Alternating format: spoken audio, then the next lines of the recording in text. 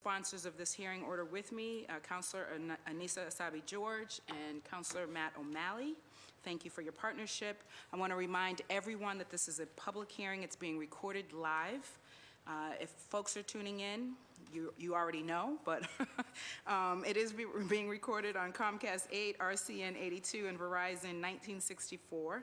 You can also go to the city's website, boston.gov/citycouncil-TV.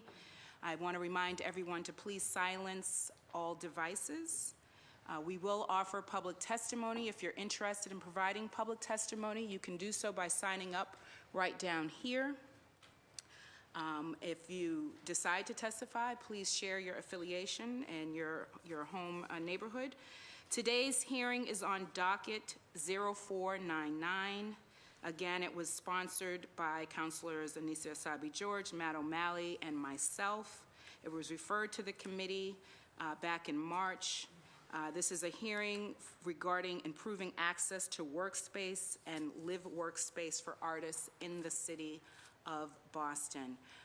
And I will just briefly say why this is important to me and offer up the opportunity for my colleagues to offer an opening statement, and then we will get right into the presentation.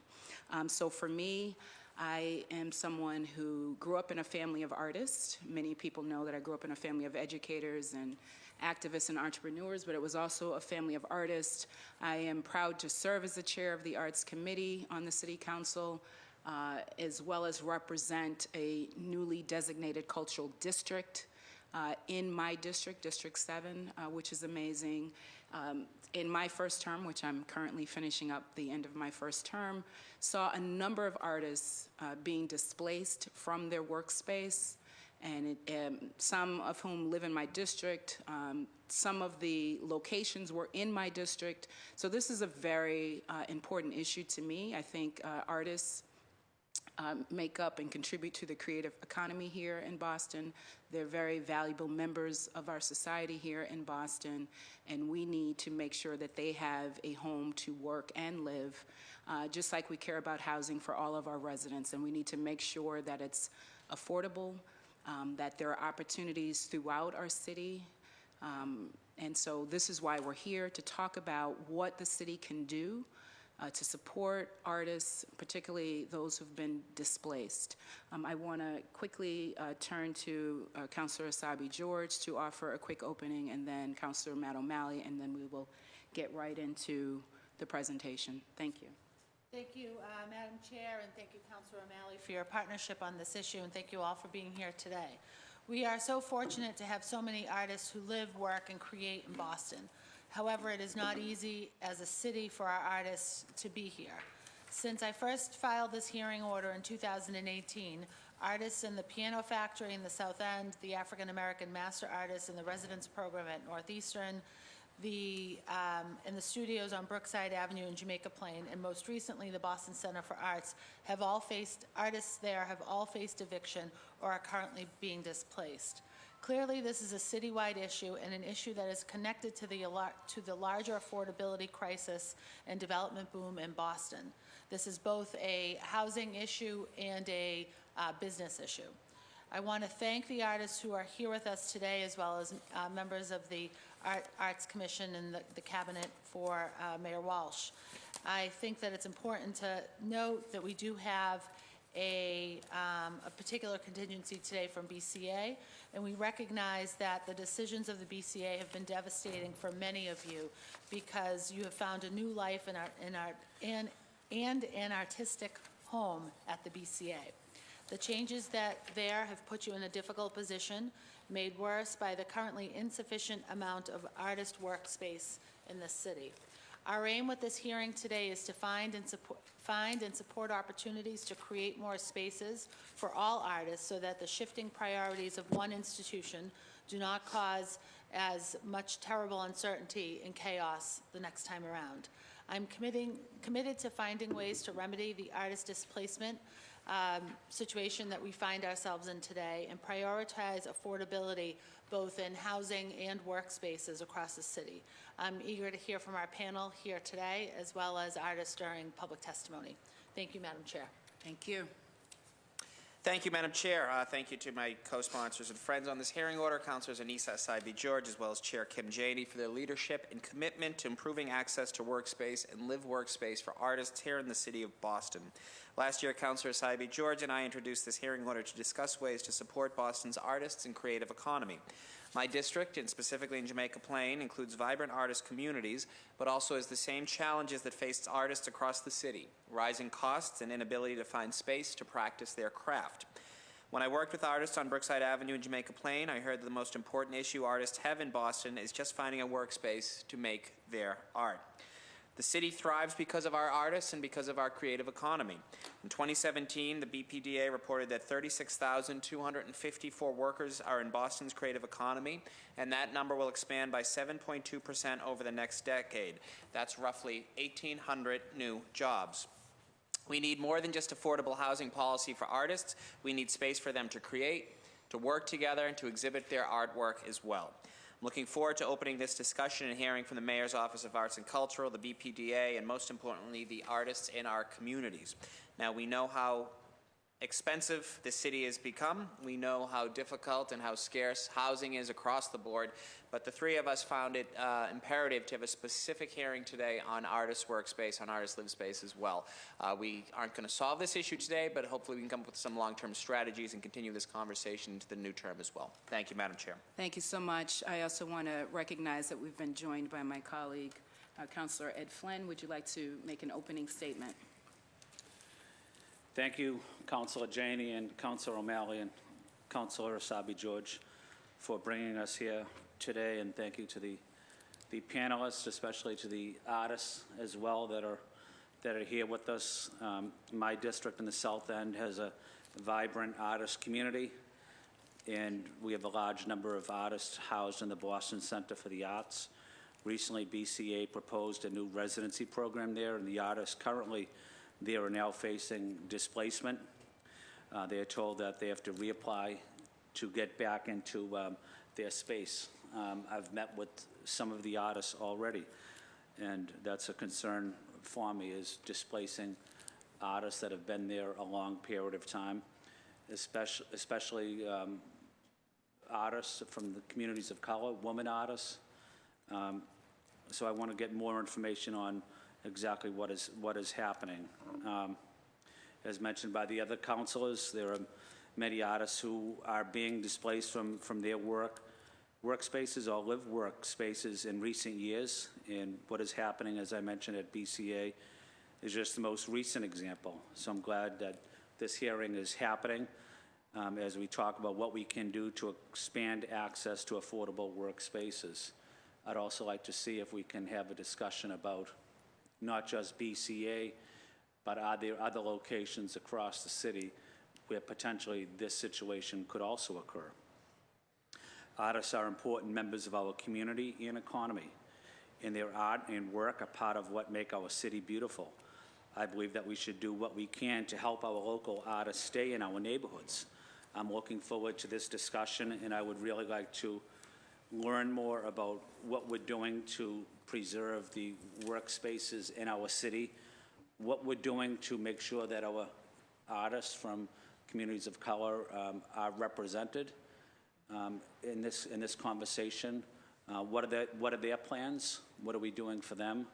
What are we doing for our women artists? And those are some of the questions and answers I'm looking forward to hearing from the panel today. Again, thank you to my colleagues for bringing us here together.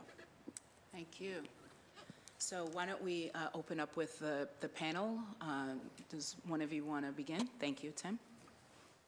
Councilors, thank you for having me here today. I'm Tim Davis, Housing Policy Manager for the Boston Planning and Development Agency, and our point person on the Artist Space Program.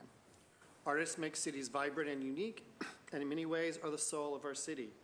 Artists have been willing to take over derelict buildings, and in the meantime have spearheaded the revival of entire neighborhoods. We have seen it here and elsewhere, that once a neighborhood becomes trendy, it then becomes too expensive for these very artists to remain. The Artist Space Program was created in part to assure that existing illegal artist housing spaces could transition into safe buildings with long-term affordability, and to create new income-restricted artist live-work residences. Through the efforts of our agency, along with our sister agency, the Department of Neighborhood Development, who have provided important funding for some developments, there are now more than 300 units in the Artist Space program, of which 160 are income restricted to a range of incomes. As a part of this program, our agency required that artists complete an artist certification process. The Mayor's Office of Arts and Culture assisted with the process. Over time, it became clear that this process should be managed entirely by the Mayor's Office of Arts and Culture, and as a result, in 2016, they took over this aspect of the program in full and have created an online application system and streamlined the process and made it much more consumer-friendly. Today, my work in this area is to work with the Mayor's Office of Arts and Culture to identify potential new projects that can provide artist live-work units. To that end, we currently have 17 such units under construction, over 30 income-restricted artist units in BPDA-approved projects, and approximately 30 more in the BPDA development review pipeline. In locating these units, we are looking to preserve opportunities for artists to remain in neighborhoods where there is already a concentration or where we have the opportunity to build a critical mass of units, such as in Fort Point, the South End, Alston, and Jamaica Plain. In addition to this work through our planning efforts in the Dorchester Avenue corridor in South Boston and the Harrison-Albany corridor in the South End, provisions for below-market cultural arts space works to provide some of those work, gallery, and performance spaces the city so sorely needs. In Upham's Corner, BPDA planning staff are also assisting with efforts to establish an Arts and Innovation District in Upham's Corner. Lastly, the BPDA and D&D, through the planned Dudley Square planning process, committed to encouraging cultural uses in the request for proposals for a number of lots both our agencies own in Dudley Square. As I turn things over to Kara Elliott Ortega, the Chief of Arts and Culture, I must commend her and her team of staff with whom I have worked with, John Crowley, Julia Ryan, and Courtney Sharp. Since Courtney previously worked as a planner in our agency, she has been an important bridge between the endeavors of our two agencies and spearheaded the important work to update our Artist Live Work guidelines. With that, I turn it over to the Mayor's Office of Arts and Culture and look forward to your questions. Thank you. Hi, everyone. Thank you to the counselors for having a hearing on this important topic today and to inviting us to speak. My name is Kara Elliott Ortega, and I'm here representing the Mayor's Office of Arts and Culture, along with my colleagues Courtney Sharp, our Director of Cultural Planning, and Julia Ryan, to my right, our Artist Resource Manager, who are here to help us answer questions that may come up.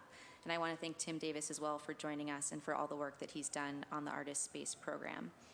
At the Mayor's Office of Arts and Culture, we believe strongly in the power and importance of our city's artists, creative workers, and cultural organizers. This value goes back to our inception as a city department and to the 2016 Boston Creates Cultural Plan, the city's first arts and culture planning effort, in which we heard passionately from artists and creatives across the city about the need for more resources, more affordable spaces, and more recognition not just for individual artists, but for the role of arts and culture in shaping and fueling our city.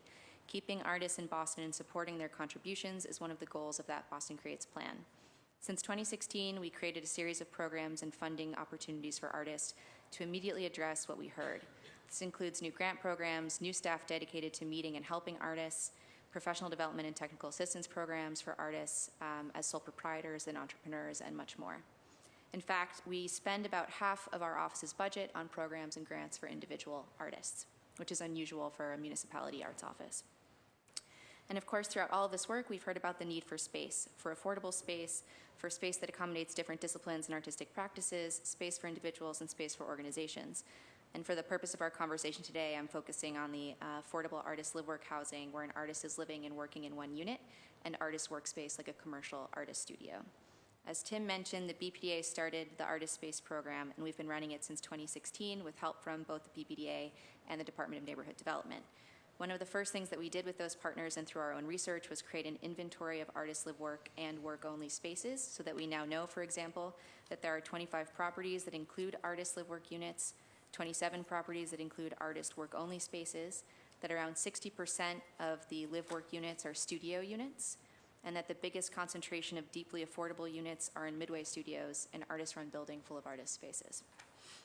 At the same time as we undertook an inventory, we worked to lower the barrier to becoming a certified artist, streamline the application, and sped up the turnaround time. We put the application online and began to survey individual artists to understand their demographics, their income, where they were coming from, what special space needs they had, and much more. This is the first consistent source of artist data that we've had at the city. Nearly 1,000 artists have been certified through our online application over the past 3 years. And in addition to that, we have over 800 certified artists from before the application went online in 2016. We've also been directly involved in advocating for new artist units and affordable art spaces.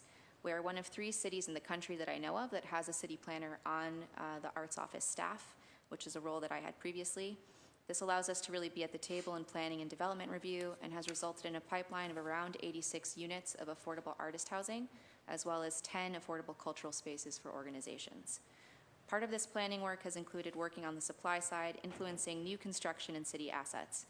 There are many of these projects in the works, including the last 2 years, as Tim mentioned, of working on an arts and innovation district in Upham's Corner, but I want to highlight a few other projects that we think of as early successes. We worked closely with D&D to put city-owned parcels in East Boston out to bid specifically for the development of a building of affordable live-work space. We're extremely excited about this project, which will include affordable units as well as a ground floor of shared artist studio space. We are also finalizing the city's first ever artist space design guidelines, which includes architectural detail on how to design artist live workspace and information on how to design commercial space that with a few simple investments can serve a wide variety of artistic needs. We've had a series of focus groups by discipline with artists to give it feedback on these guidelines and also with developers. And we're hoping to use it not just as design kind of architectural review guidelines, but also to help build support for this kind of development project. Lastly, we are involved in every BPDA planning process, making sure that artist space needs are in each plan. The latest example of this is the New Market Plan, which focuses on industrial space that we think is a really good fit for arts uses. We've been working with that planning team to make sure that the arts are worked into the RFP for consulting services so that art space needs are baked into any incentives, zoning recommendations, or community benefits that emerge from that process.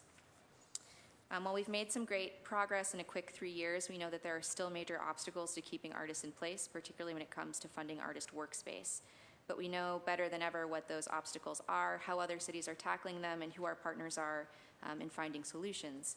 We have amazing partnerships within City Hall, but also with neighboring cities. We've worked with the Metropolitan Area Planning Council and the Massachusetts Cultural Council, all of whom see the need for affordable artist space as regional and statewide issues.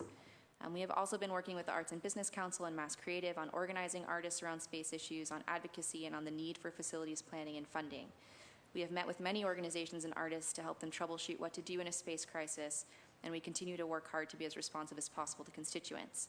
From working with ISD to allow artists back into a condemned building so that they could retrieve audio equipment, to connecting displaced artists to organizations that have extra space so that the artists could stay in their neighborhoods. As practicing artists and active members of the cultural community, we feel the need for space and the loss of space acutely. We know that there's more work to be done, and we look forward to tackling this issue together with you. Thank you. Thank you. Any other presentations? Okay, wonderful. I have a few questions before I turn it over to my colleagues. Just to clarify, Cara, you mentioned, I think, 800 people in the database, artists in the database prior to 2016, was that right? Yes. And then you mentioned a number of how many people currently that you're working with? Around 1,000. 1,000 that you're currently working with. And then you also mentioned that there were 25 live workspace, and then how many were work only? 27, and those are properties that include live-work units or work-only spaces, but they might not be buildings just full of artist spaces. So it could be a residential building that has 5 artist live-work units. And so that number 25 or 27 actually refers to the number of units? And or it the number refers of to the buildings. Okay, so these are the number of buildings. Wonderful.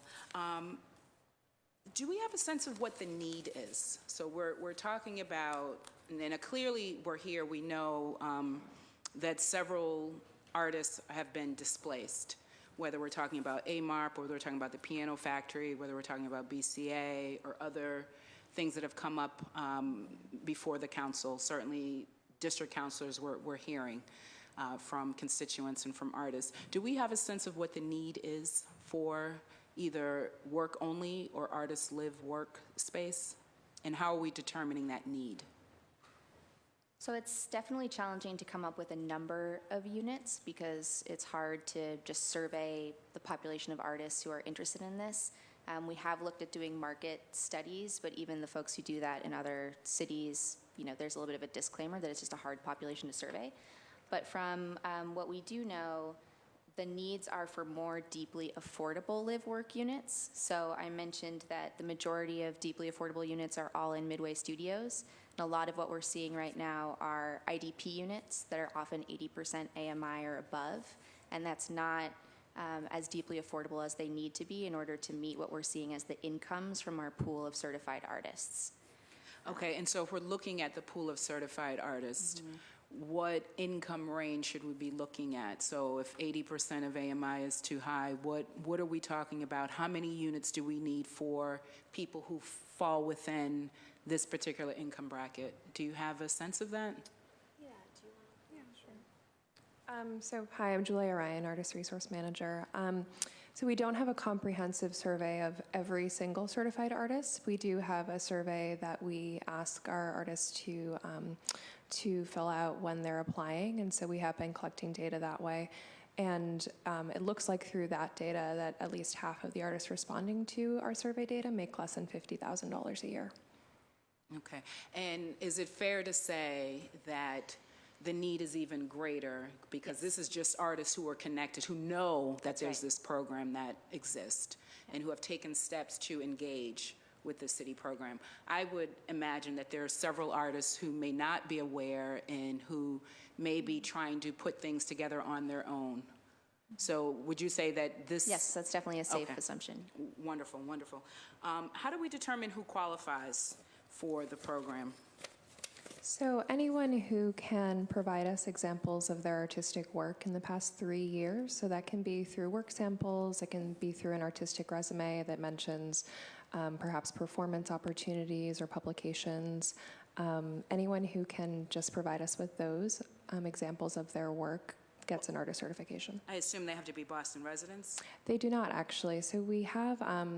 the certification can be filled out aspirationally. If you are interested in artist live-work housing, maybe you live somewhere else, you'd love to live here, you can fill it out and join that pool. And that's for live-work. That's What if correct. it was work only? Can I live outside of the city of Boston and still take advantage of one of these workspace opportunities if I'm an artist?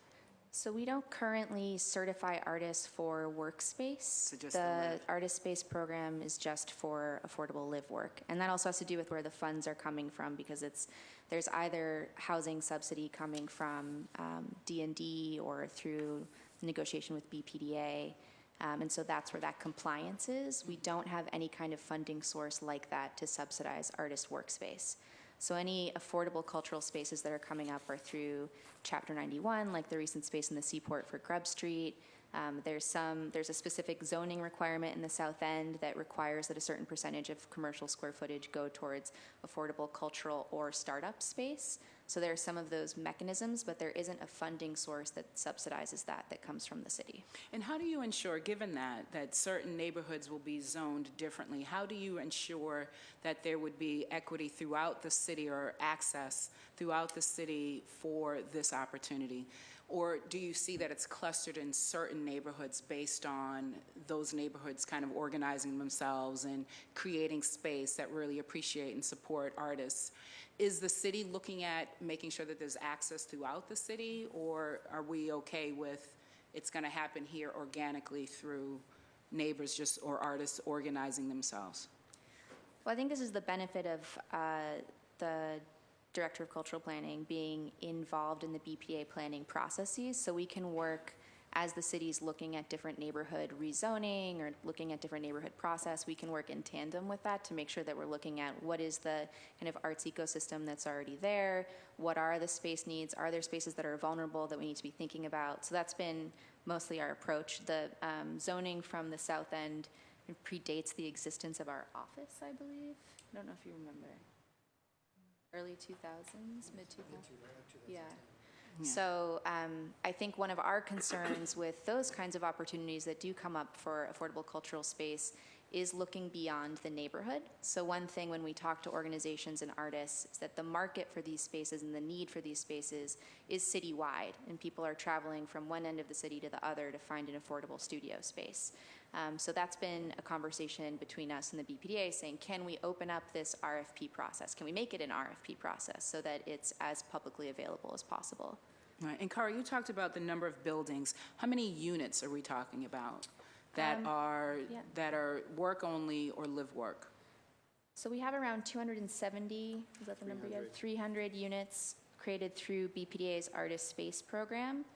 And we have an estimate of another 250 to 300 units outside of that are privately run and owned. So that's where like an AMOP or Piano Factory would come in. So the 300 units of BPDA, do you have a sense? So all of those are live now. How many of those are work only and how many are live work? The 300 units are all live work units, of which 160 are income restricted. What is it? 160 are income restricted. And then in terms of work-only spaces, that would be, I don't know if you have that number. Yeah, we have a guess of around, it says, I think around 500 work-only spaces, like individual spaces. But the number of buildings, I think, is more telling, which is 27 properties.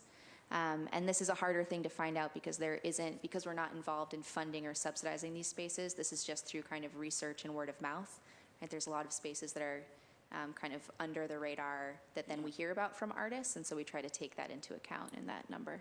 And so for the public spaces that are coming through BPDA, are there clauses around affordability that extend beyond, 30 years, 100 years? Like, are there any clauses put into those? So for the income-restricted live-work units, those have at least a 50-year affordability restriction, where D&D has funded. We may have a 99-year restriction.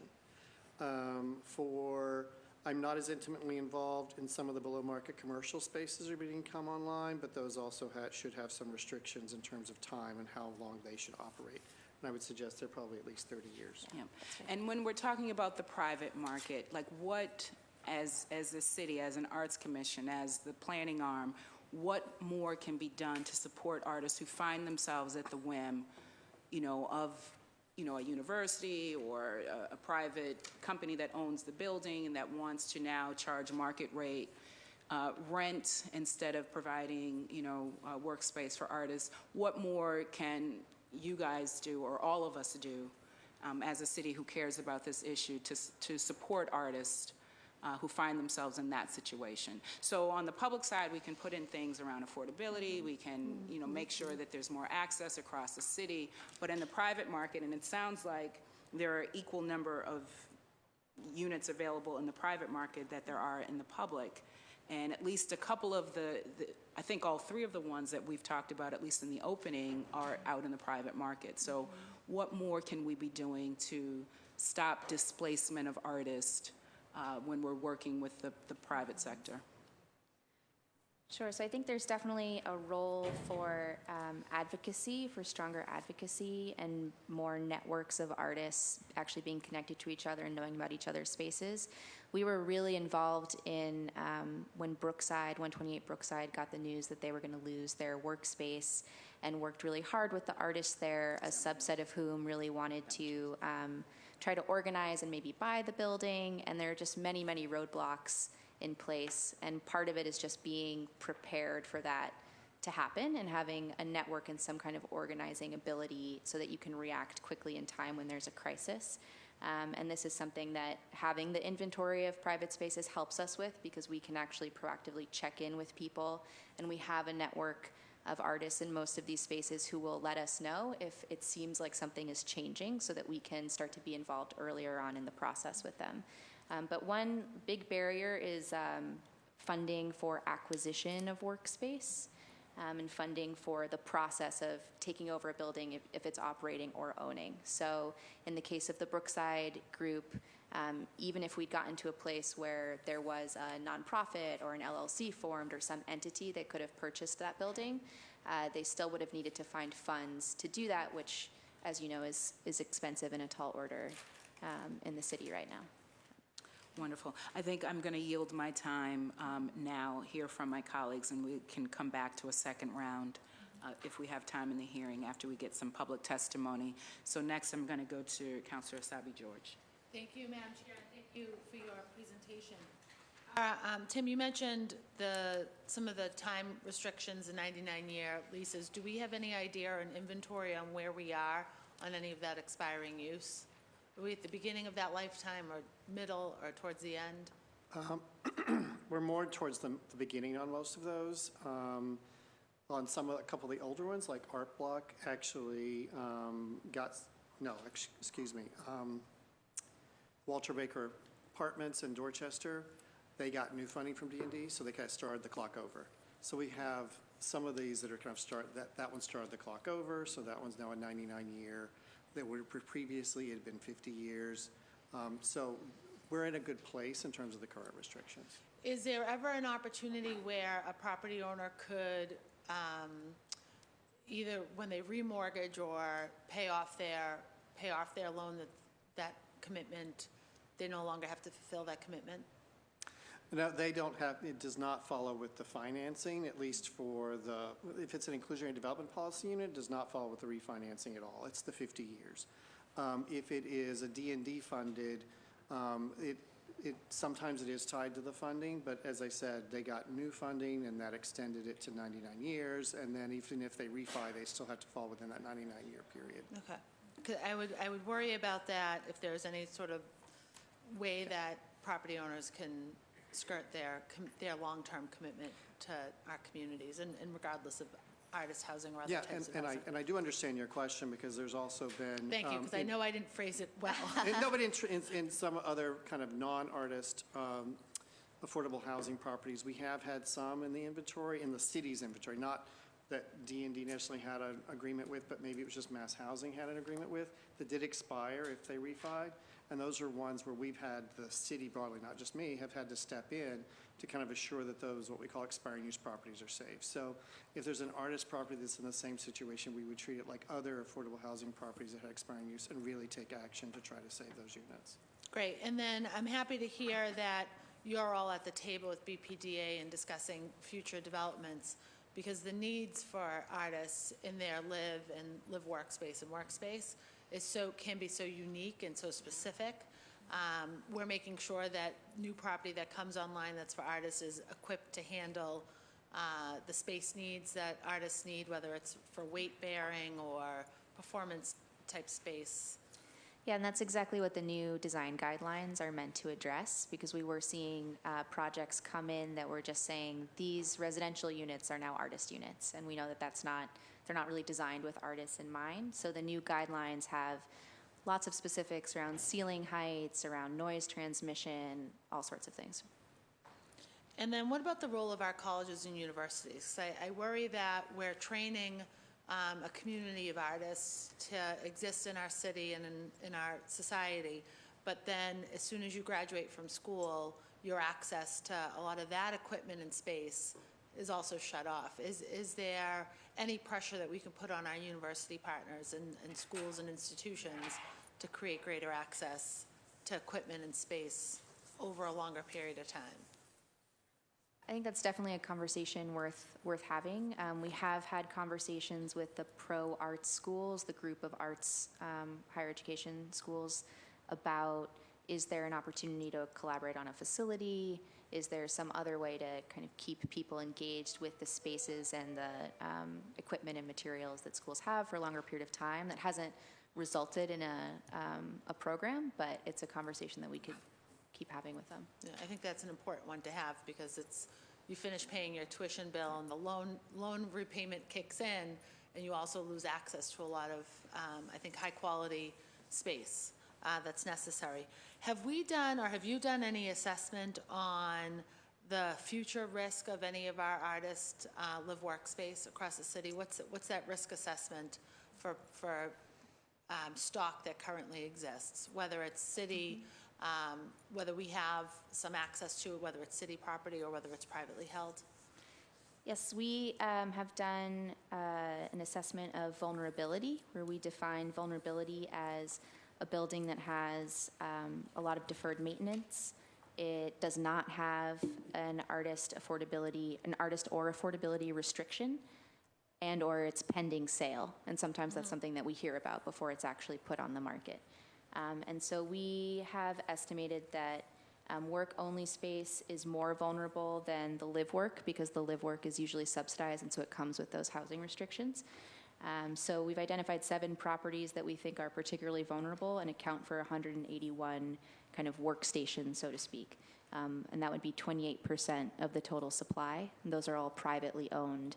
A lot of these are kind of older buildings with a benevolent landlord, an older landlord probably, who's been letting artists use their space for artist studios for a long time. And that's a situation that could change tomorrow if the landlord decided to change it. And so what safeguards do we put in place in that situation? Because that's at 28%, that's significant. And like you said, tomorrow things could change for that community. What protections can we put in place? Because it's privately owned, we don't have a lot of mechanisms in place to try to force that use to stay that way, other than reaching out to the landlord and seeing if they're amenable to having a conversation, which is something that we've tried doing. The thing that we've been focusing on is looking at what are the opportunities to reproduce that amount of space nearby to where that space is. So a good example of this is in the South End, where there are a couple of these kinds of buildings, older buildings, that are mostly artist studios. There's the South End Exchange project that's going to produce, I think it's required to produce 30,000 square feet of affordable culture space and or startup space.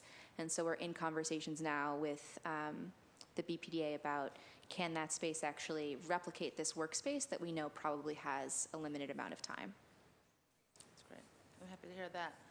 Thank you. That's all the questions I have for now. Thank you, Madam Chair. Briefly, Tim, I think you had mentioned the 300 BPDA units, 160 are income restricted. There are 300 units in buildings where not all the units are income restricted, so it's the same buildings, but 160 of those units are income restricted. And we monitor some of those buildings, some of those are monitored by the Department of Neighborhood Development. Sure. Doesn't that seem low? I mean, 53% out of the 300 that are ostensibly for this purpose? Those, you could say yes. I would say that mostly those market rate units are in, like, for example, a lot of them are in Laconia Loft, which is one of the oldest artist buildings. It was one of the buildings that kind of kicked off the artist space program. And so there's market rate artist units as well as income restricted artist units. During my time at the agency, we have not actually approved any market rate artist units. They've all been income restricted. No, that's helpful. And I guess that's my general point. If you were to say, you know, of the 300 units, if you were to combine the total number of units in all the buildings, then the percentage would be significantly lower than 53%, which is 160. So I think that's just a crucial point. We're not talking about half of all units in a building are income restricted. We're talking about a subset among these that are ostensibly for artists. So I appreciate that point, that since you've been in this role, that's got to be the focus going forward. As we work with the BPDA, they, in my opinion, should all artists in the workspace should be income restricted, because you wouldn't necessarily, it just seems like we're defeating ourselves for what the purpose is. Chief, you talked about, I think, of the Seaport, sort of a new, I don't know if this was part of IDP or if this was sort of part of some zoning guidelines, but there were units that could be affordable or cultural or a startup space? That was in the South End. In the South End, okay. So talk to me a little bit more about that, because I think that you could probably make a fair argument that an artist-live workspace would be a startup or cultural or affordable. So can you just sort of walk me through what those different categories would mean? Sure. So we didn't write this definition, and I think we've had some really good conversation with the BPDA about if we were to do something like this again, how we would change that language. The way that it's written in the zoning is affordable cultural space, which means that an organization would have had funding from the Massachusetts Cultural Council. That's what the zoning says, which is one of the things we would want to broaden. Or is a startup commercial enterprise. So when we've been talking about this with the BPDA and how to fill some of these spaces, we've definitely been blurring those those lines. A cultural use for us could be a business, a startup business, or it could be a nonprofit, or it could be a group of artists, and that's been fine for the conversation that we've had. But just to be clear, it seems like there's a chasm of differences between, a group of artists who are receiving some funding from the MCC versus a startup, which would be a private enterprise, which could be backed by a, venture capital firm Yeah. and have access to millions of dollars. Yes, we Okay. agree. That's strange. So I guess how do we add clarification to that? Would that be a council role? Would that be the zoning code? Is that just sort of could It's that in be the done through zoning, and policy? that's the conversation we're having now, is how Yeah. to clarify that. So I'm not sure technically how that's going to move forward, if it means that zoning has to be like rewritten or amended in that place, but that's Yeah. the conversation that we're having now. All is right, how well, I to think do that's that. one way, perhaps, Yeah. Madam Chair, we could be helpful. The council can amend the zoning code, the zoning commission can amend the zoning code. I mean, there are a number of avenues there, and that seems like kind of low-hanging fruit. And Sure. If nothing else, give more discretion to obviously you. One of the things that, came out of the plan, JP Rock's long and engaged conversation was that artist live workspace is listed as a priority among the plan. While we're still sort of waiting for more codification, if that's a word, codifying sort of what we aim to do in JP Rocks, has there been talk about zoning relief or density bonuses in terms of a lever that folks could do for artist live workspace? We do it sort of for general affordability, and that's been a large part of JP Rocks, but to the best of anyone's knowledge, have we used that, or have there been conversations about using artist live workspace as sort of a carrot to allow for denser building and less stringent development guidelines? Yes, we've definitely talked about density bonus specifically as a way to incentivize artists live work units in JP, and also I think it's always on the menu of options as we're talking about other outcomes from us being at the table and planning efforts. I think the issue has been finding projects that are going to take advantage of that level of development, given the dynamics around some of these projects from abutters and others who are not interested in that kind of height. Yeah. And so we've seen that play out, I think, at least in one project. I don't know if. Well, to I make was more. going to say that the JP Ross guidelines have some pretty clear guidelines in terms of height and setbacks and stepbacks, which really limit projects. And so given that those guidelines were kind of worked out with the neighborhood, going above those guidelines is not something we've been readily willing to look at.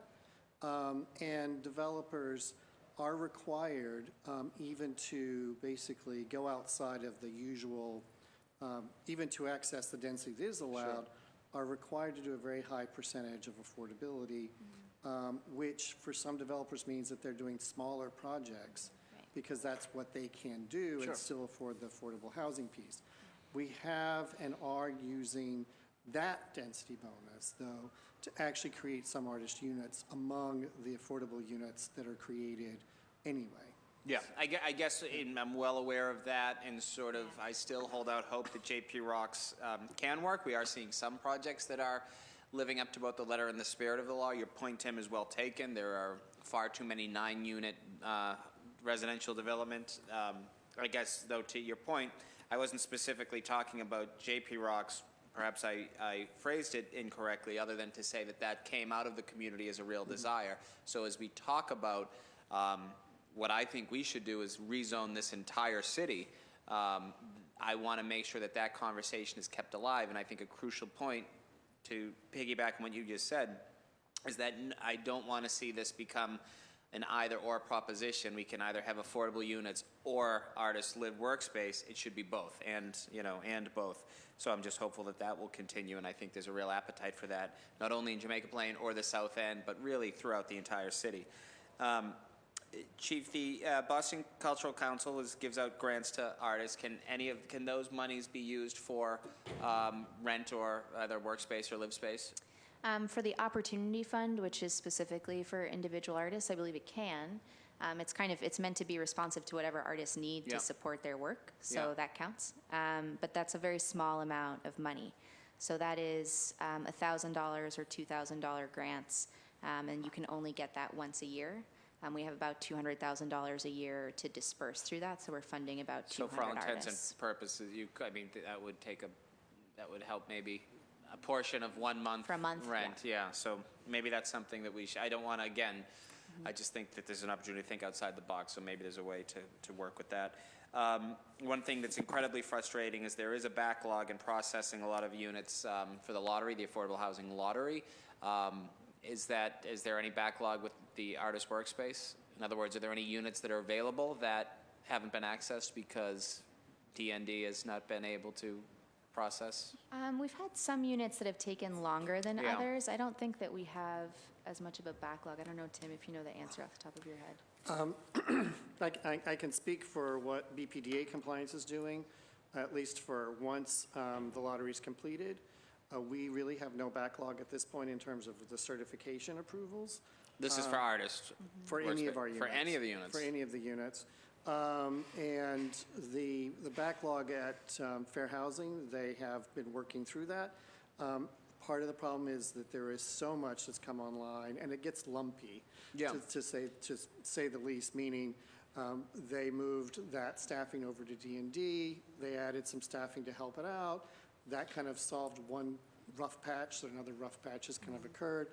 But things are moving again. Sure. And this isn't an indictment on anyone, that works. I know that Yeah. these people work Yeah. incredibly hard. I would say they are understaffed, and I brought this up during the budget process. I mean, the fact that we have units that are sitting vacant because of a backlog, because no one or two individuals could process these and go through sort of the incredibly nuanced and deep time commitment that we need to process these. We need to invest in staffing levels to address those. So do the artist workspace go through fair housing as well, or is that? Yes, they do. This? Yes, they Okay, do. so theoretically, and perhaps we'll hear from some folks from the public, there could be a backlog, so that's something that we should just be mindful of as well. And one thing I think it's also important to state is that developers are not always responsive either.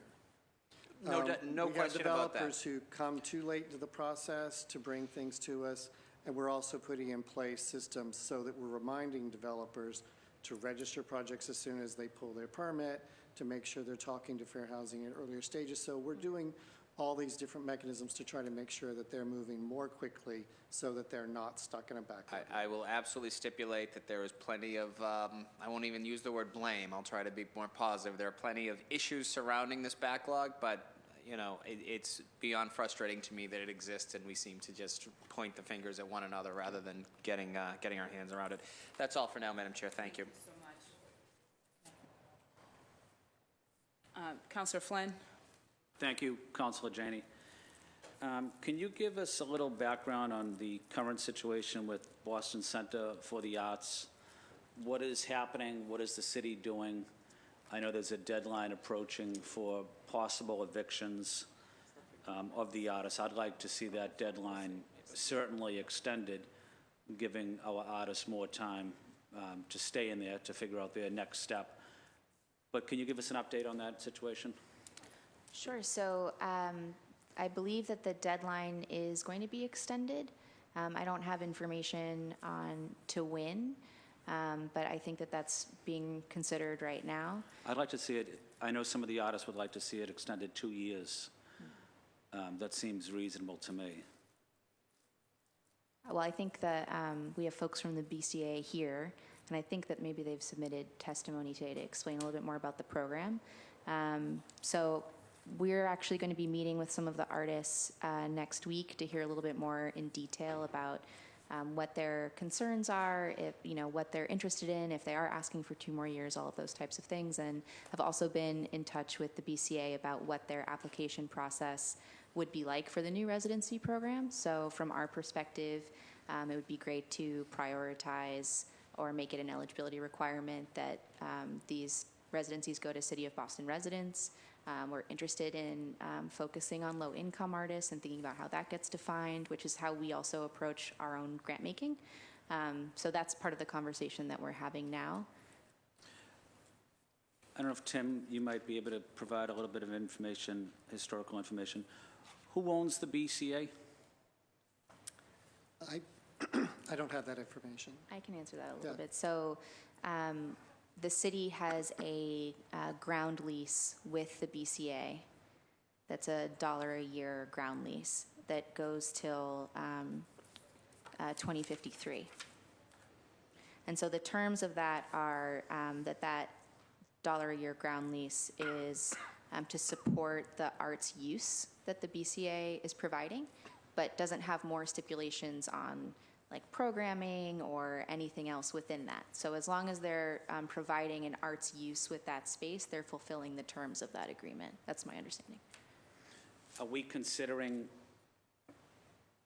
selling that building or selling the ground lease?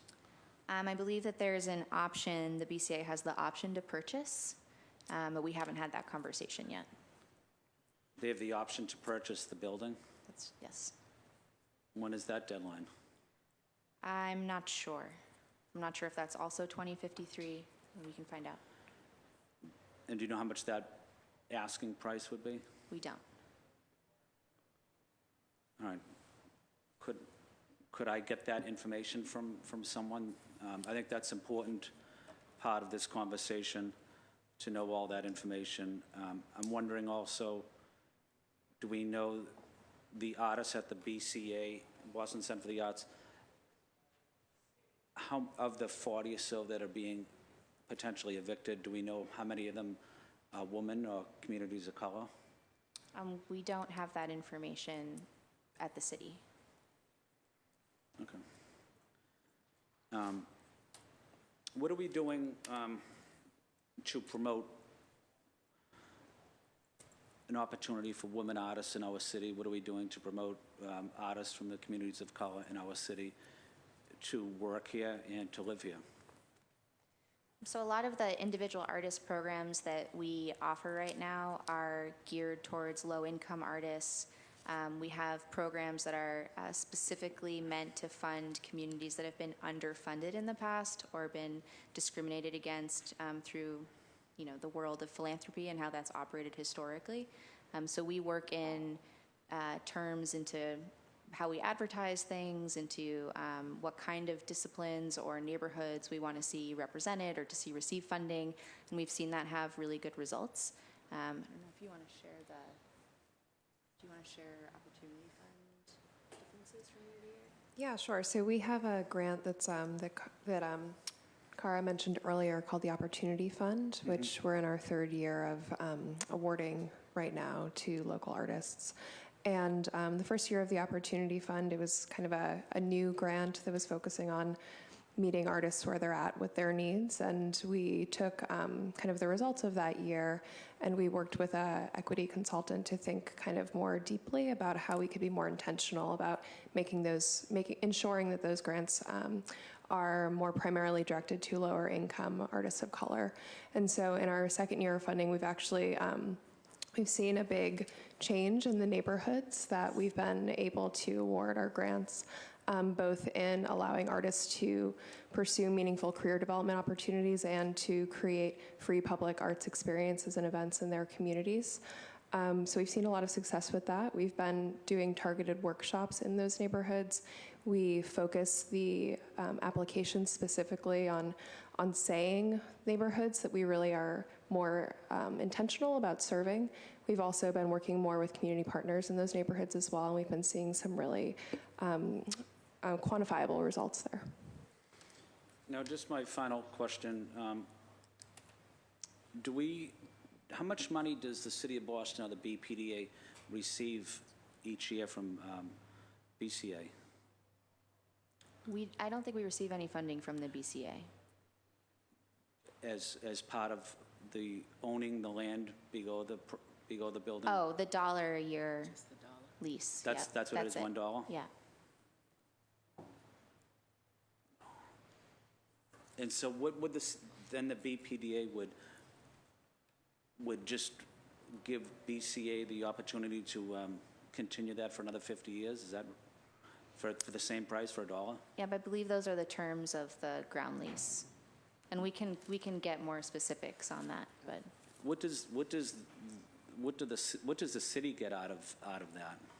I believe it was created to support the existence of an art center there. So the priority being at that time that there needed to be a hub for artists and for the arts, that this was a way to subsidize that. Yeah, I'd like to get more information on that. What year was that lease established? Not sure, I want to say late 70s, potentially? Okay. Yeah, but we can find that information.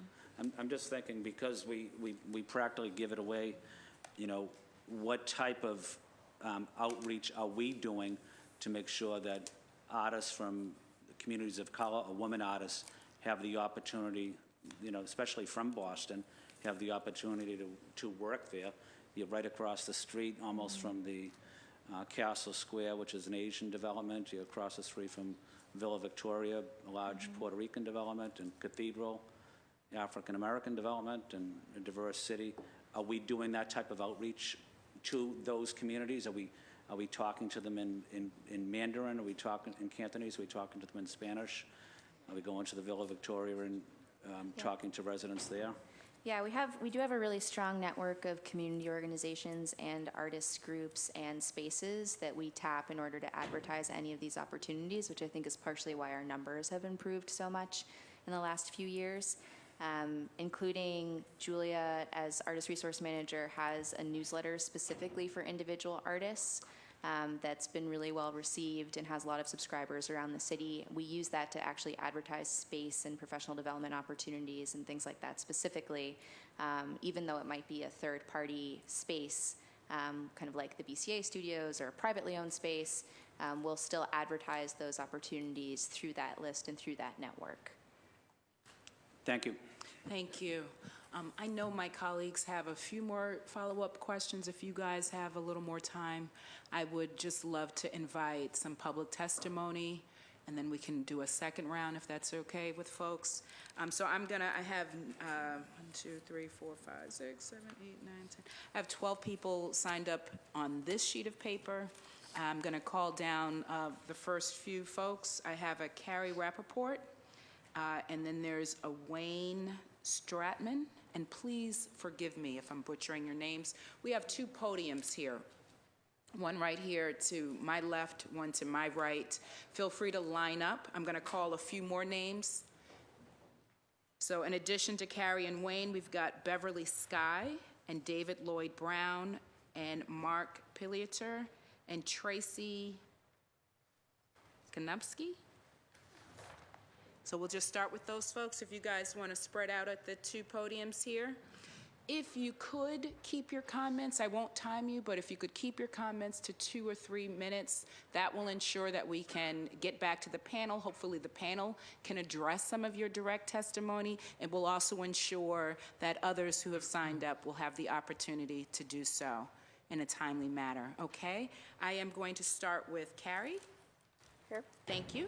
Wonderful. Hi, my name is Carrie Rappaport. I'm an artist. I work in Boston, and I also work with an artist who was evicted from the Piano Factory last year. And I have a few comments I'd like to make regarding these problems. So the first one has to do with Mayor Walsh's Boston Creates plan, which since 2015 has outlined several goals and areas of focus for Boston's cultural plan, and the first 2 are especially relevant for this discussion. The first one is to create fertile ground for a vibrant and sustainable arts and culture ecosystem, and number 2, to keep artists in Boston and attract new ones here, recognizing and supporting artists' essential contribution to creating and maintaining a thriving, healthy, and innovative city. These goals have not been reflected in the way the city has responded in the past several years to a repeating crisis of the loss of artist workspaces and vital networks of arts communities. Artists need places to work that they can count on and communities they can build without being torn apart at the whim of a property developer. We tried to advocate for this hearing to happen last year during the evictions of artists from the Piano Factory, AMARP, African American Artists in Residence Program at Northeastern, and others, but it was delayed twice before finally being scheduled now, with little advance notice to give attendees much time to prepare or get the word out. Many artists are understandably frustrated with the slowness of response from the city, while they continue to lose workspaces in Boston and surrounding areas, the most recent being the proposed evictions at Boston Center for the Arts and Green Street Dance Studios in Cambridge. Artists are also tired of hearing city officials express concern for years without seeming to have the tools, organization, time, and power to change anything. We need more legal structures in place that proactively protect the stability of artists' live-in workspaces, or the interests of wealthy developers will always trump the preservation of arts communities. I believe that vocal public support and action needs to come from the top of the city's administration, specifically from Mayor Walsh. An example of how this would have an impact: last year, the city's Office of Arts and Culture wrote a letter to the management of the Piano Craft Guild advocating against the eviction of artists. This letter had far less impact than the artists hoped because Mayor Walsh declined to add his signature to it. At the same time as working on longer-term legislation that protects the arts, the city should respond in the short term to current situations by publicly and consistently supporting the preservation of artist workspaces, especially those under threat of eviction. Standing behind the goals of their cultural plan through such action would help to regain the confidence of the disheartened arts community and better work with artists themselves to understand the problems. This conversation needs to continue past just this one public hearing, with artists having more representation in the planning process. And just a few more comments. Arts Boston's report called the Arts Factor 2019 report cites how robust the region's annual arts offerings are, with a statistic that a new arts event happens every 9 minutes. Many of these arts events are sponsored by large institutions and performing arts groups, or are events participated in by non-resident or part-time artists. Statistics like this, besides being unclear in definition, are unhelpful in measuring the true health of the region's arts community. A true gauge of the vitality of the arts should take into account how many artists live in workspace evictions continue to be allowed to happen, and the effectiveness of the city's response, and a public record should be kept of this. The city needs to value the longstanding arts communities that have worked hard to grow here. If these are lost, artists live under a constant strain of having to start over in a new location. This constant cycle of building something new is not always positive, such as the case of Boston Center for the Arts trying to pitch their new artist residency program as an exciting new opportunity when it comes at the expense of destroying an already thriving arts network. Different generations of artists should not be pitted against each other in this way, and especially not from an arts organization who should know better. Yes, there is always competition in the arts, but we will only thrive with a stable community. Thank you so much. And if you have that in writing, if you could bring that, yes. I'm Wayne Stratman, and very proud Carrie works for me. That's a hard act to follow. But I'm from the Piano Factory until last year. I was one of the artists who was evicted, and for a time I ran the local sort of committee of artists, all with approximately 35 years average tenure there. And one of the first comments I'd like to make after hearing some of the presentations here from people from the city is, though we were all quite interested in the, obviously, in any services that might have been provided, largely all of them were unknown to us. So one thing I would strongly recommend is some mechanism for sharing with the artists what the city is doing, what they could do. Wayne, is your mic on? Can you, yeah, if you could maybe speak a little closer. Too tall, sorry. Yeah, just to make sure they're picking up your testimony. So yes, I recommend, because we spent a year having weekly meetings at our building and searching for resources to help us out. We worked with City Life. We had pro bono attorneys, and in the end, I had a for-pay attorney. And largely, any of the services offered by the city were largely unknown to us. One thing that I'll distill my comments down to, just one thing that struck me, because I lost across the board. In the end, I had to hire an attorney, and the Piano Factory sued me because I delayed paying rents because there were code violations, and they turned off some of my utilities. But I lost across the board. That's better. The power balance between the developers, who are largely wealthy, and the largely poor artists is completely unbalanced, and we need to turn to the city to rebalance that power equation, because as my attorney told me, and I was paying him a pretty good rate, he says, I've got nothing to fight with. There's no regulations, no legislation that I can even use. I can go to them and I can more or less plead for them to take a moral and ethical position, but I've really got nothing to fight with. And the particular landlord at the piano factory wasn't going to hear any of it. So he was unwilling. He came right out and said, I'm unwilling to do any negotiation, and I'm not here to extend time periods. This is a private building, and I own it, and so you're out. Thank you. Thank you. Beverly? Thank you. I have a slight tear in my meniscus. Please forgive me. I have to sit No down. worries. Thank you Okay. so much. Thank you for joining us. Is that okay? Yeah.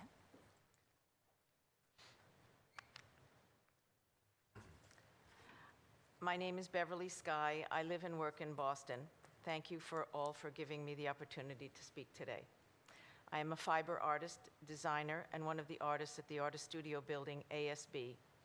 I am a former Union Park Neighborhood Association board member, and presently I am a United South End Artist Association board member. I was on a wait list for 5 years to get into the ASB. I've been working in my studio for 9 years. I was a single mother of 2 children and am now a grandmother of 4. I was born in a displaced persons camp in Austria. My family immigrated to the United States in 1956, and we became citizens in 1962. When I told my parents that I wanted to be an artist, they recoiled in horror and said, "What, are you crazy? You should be a hairdresser. Hair is always growing. Who needs art?" I need art. Our children need art. Our communities need art. Creativity in all its forms is what lifts us up. It's culture, it's business, and for us artists, it's what gets us up in the morning. As Nietzsche said, we have art in order not to die from reality. We artists are indeed facing a harsh reality today in Boston. On September 25th, 2019, at the BCA annual town hall meeting, the CEO, Greg Roofer, at the direction of the board of directors of the BCA, 2 of whom were present, stated that as part of the BCA's exciting upcoming celebration of its 50th anniversary in 2020, the BCA is embarking on a rebranding of the BCA, unquote, that they have been planning for many years.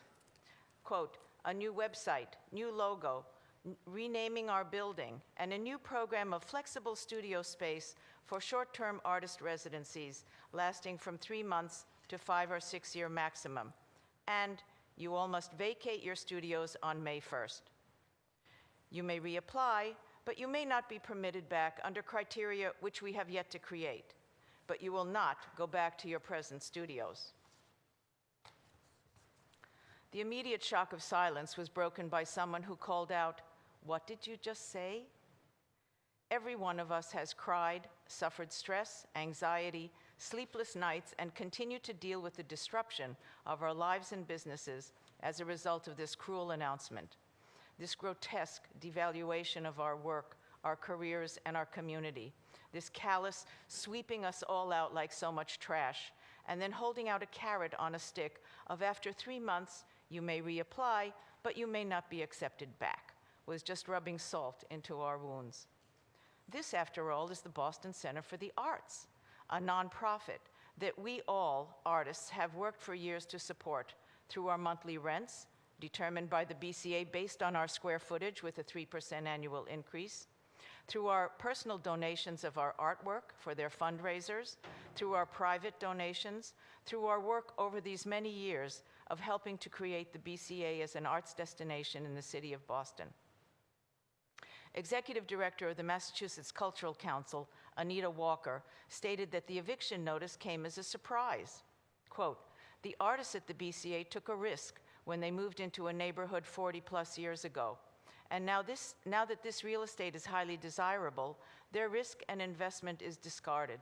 This is an all too common scenario that leaves artists out in the cold, unquote. Yes, look at what has happened in Fort Point, in SOA, Waltham Street, and at the Piano Factory. Luxury loft-style living has pushed out all but the wealthiest. Gentrification is a code word for displacement. The Massachusetts Artist Leadership Coalition, MALC, in their excellent report stated, quote, evicting artists en masse to make room for other artists is a zero-sum game and destroys years of stability and community building. It pits artists against artists. No funders of the BCA should let this stand. The BCA needs to stop this eviction of the current artists, especially given the recent resignation of its president and CEO. So we ask, why all the secrecy for so many years? What's the rush to get us all out? Why 5 or 6 year maximum? Since we were all left out of this secret process for many years, we don't know. The 2 artist representatives from our building to the BCA board had to sign letters of confidentiality. These were our representatives to the board, and they were not allowed to tell us about what the board was up to. We now believe that the reason to get us all out, all at once, is not to fix up a decrepit 4-floor walk-up building with no elevator, but to cleanse the building of its leaseholders. Last May 1st, for the first time that I can recall, we had to sign a tenant at will lease or leave our studios. We didn't know then that when we signed those leases that the guillotine of eviction was going to fall on us this coming May 1st. If all the artists leave the building, we no longer have any standing vis-a-vis our rights as tenants. These are work-only studio spaces. The idea of short-term 5 or 6 year quote-unquote residencies is an indicator that the ASB could theoretically be empty of all artists at the end of 5 or 6 year period of time. This new plan is not a money-making plan for the ASB. As stated by Emily Foster Day, the current co-president of the BCA, quote, "The BCA would likely earn the same revenue from the new pricing model as it does from its current one, or less.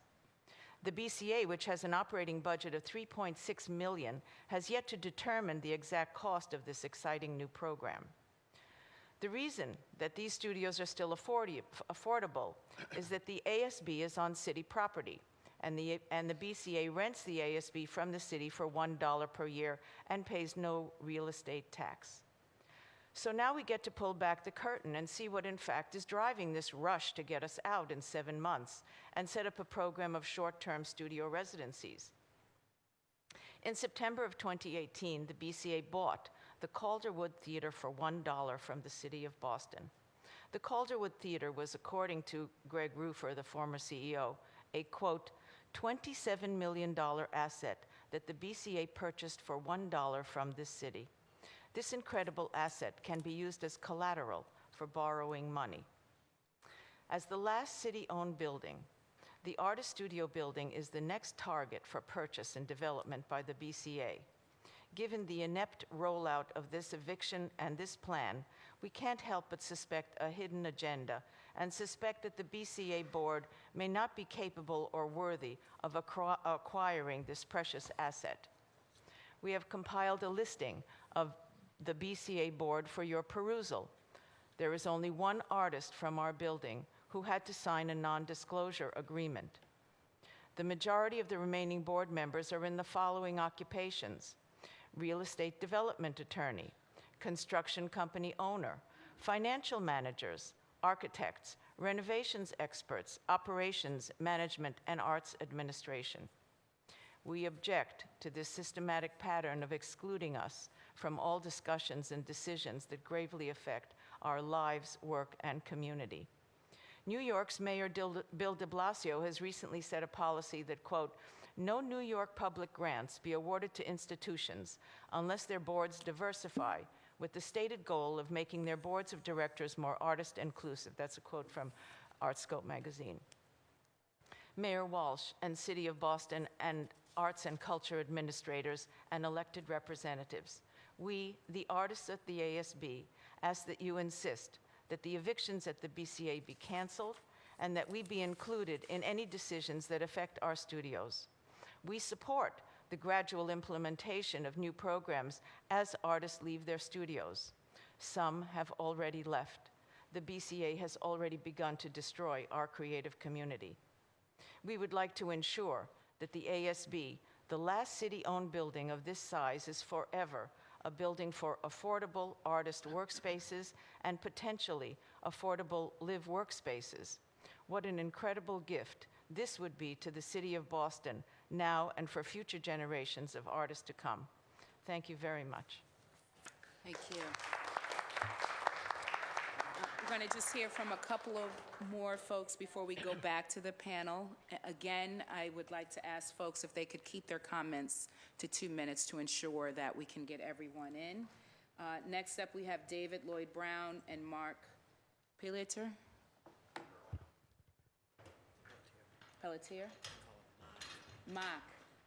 Mark, if you want to come up to the podium over here. Yes, sir, David, please. Thank you. Thank you. Hi, I'm David Lloyd Brown, a Boston resident and one of the 40 visual artists being evicted by the nonprofit Boston Center for the Arts, BCA, at 551 Tremont Street, the Artist Studio building. I would like to thank Councilors Anissa Asabi-George, Matt O'Malley, and Kim Janey, and the other members present for this opportunity to speak before you and be heard on the evictions of the 40 artists from 551 Tremont Street, one of the only, and what I now hear is the only city-owned building designated for the arts. Excuse me. In September 25th, 2019, the BCA announced their 50th anniversary meeting that all the residents, at their 50th anniversary meeting, that all residents resident artists would be evicted and must leave their studios by May 1st, 2020. Replacing the current yearly tenant-at-will leases that all of us sign annually in July, the BCA seeks to implement a program of residencies with durations of 6 months, 1 year, and 5 years, with an option of a 1-year renewal for those with the 5-year residencies. At the time of the announcement, the BCA offered no guidelines for application to the residencies, and as from my knowledge, as of this meeting, still has not published any guidelines. There is to this day no plan by the BCA to implement the renovations they called for, and which they said necessitated removal of the artists currently working in the building. Originally, the BCA plan called for renovating for the entire building between May 1 and July 1st of 2020. Excuse me. The BCA has subsequently backtracked on this plan after meeting with a group of the artists, where I believe we were able to convince Randy Hopkins, Director of Visual Arts, and Emily Foster Day, one of the acting co-directors, that renovations on that scale would certainly take more than 2 months. I'm almost done. I'm here to testify before your committee on the personal and professional impact a forced search for and move to a new studio is having on my professional practice. Since 1979, I have contributed to the Boston culture in the arts and economy with exhibitions, property ownership, and a 30-year career in academia as a founding member of the 249 A Street Co-op in Four Point Channel, the artist-owned live workspace. This unplanned studio move, the one that I'm now currently faced with doing, has put a halt to any contribution I can continue to make to the Boston cultural community. 8 years ago, I chose a studio at the BCA so I could work closer to my home, continue my studio practice while taking care of my terminally ill spouse, and stay employed as the Associate Dean of Graduate Programs at the School of the Museum of Fine Arts, Boston. Without my BCA studio, I would have given up a professional practice. When the eviction was announced, I was only able to find a shared studio space in the South End SOA district, which I am extremely grateful for, and was found because I was able to contact my many fellow artists and colleagues that live and work in Boston. Without that network and their presence in Boston as working artists, I'd still be looking for a studio.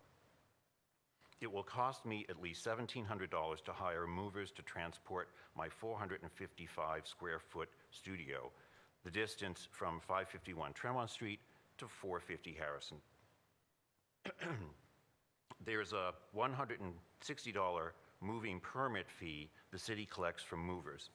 While this is generously paid currently, the BCA has said that they would pay for the permit. It is an expense to be incurred by every artist moving because of this new residency program.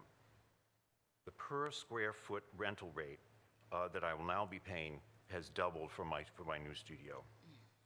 I have lost 2 months studio time while searching for a studio. I've been unable to do anything in my current studio except pack up, given the great emotional impact created by the eviction. I'm carrying 2 studio rents for the month of December in order to have the transition comply with the terms of my lease with the BCA. Months, if not a full year, will be lost unpacking and setting up the new studio. Creating a visual arts workspace doesn't happen overnight. Excuse me.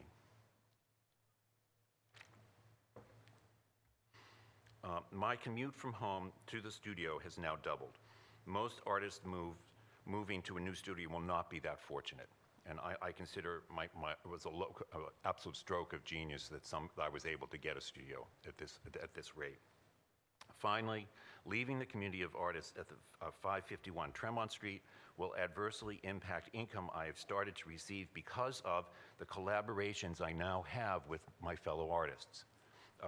For the first time in my career, I've been able to rent to sets that are in need of artwork, sets for TV and for movies, and that was all through a connection through a fellow artist at the BCA, and I never would have met her if I didn't have that close proximity, and I'm hoping that that relationship will continue. I request from the committee that they direct the BCA to immediately stop the evictions. Thank you very much, and I'm honored to be here. Thank you, David. And Mark from JP. Hi, my name's Mark, and I'm the Phony Baloney Program Director of Spontaneous Celebrations in Jamaica Plain, Happy Little Multicultural Arts Center. And when Home Fries sent me a notice about this meeting, I thought I'd come by and share a little bit of my perspective. I've been a manager of this space for about 7 years now, and I've been working part-time mostly as an artist in Boston for probably about 28 years as part of the Puppeteers Cooperative.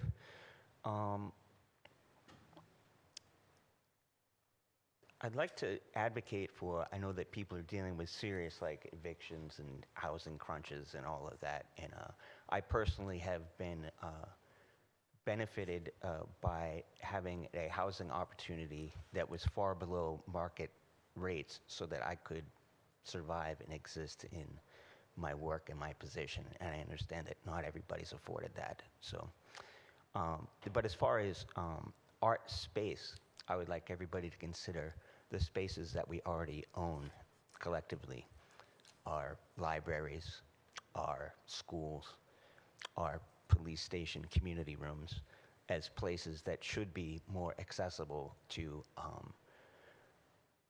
all sorts of different types of arts that don't necessarily need to set up shop, so to speak, and have lots of storage space.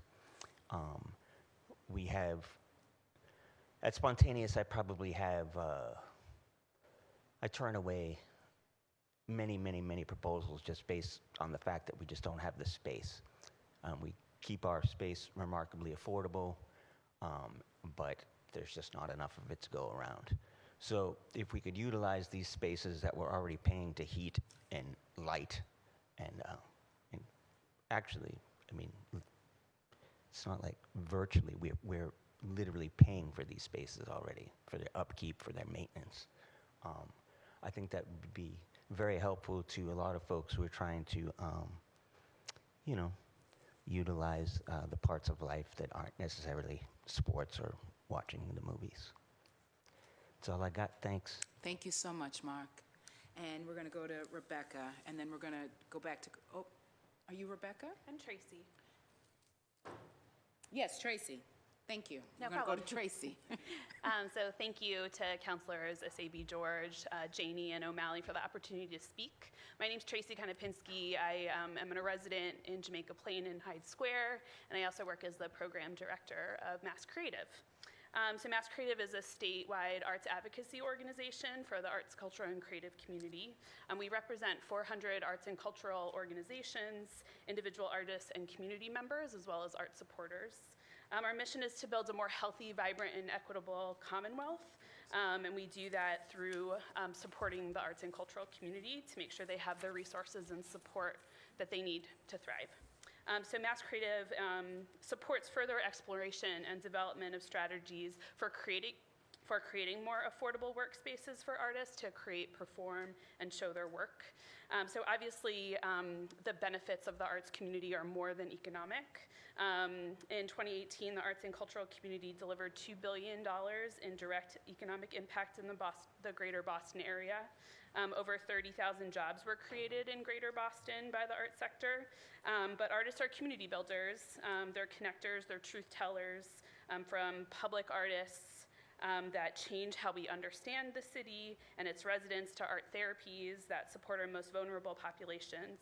The creative community is a vital part of what makes Boston a competitive, unique, and strong city.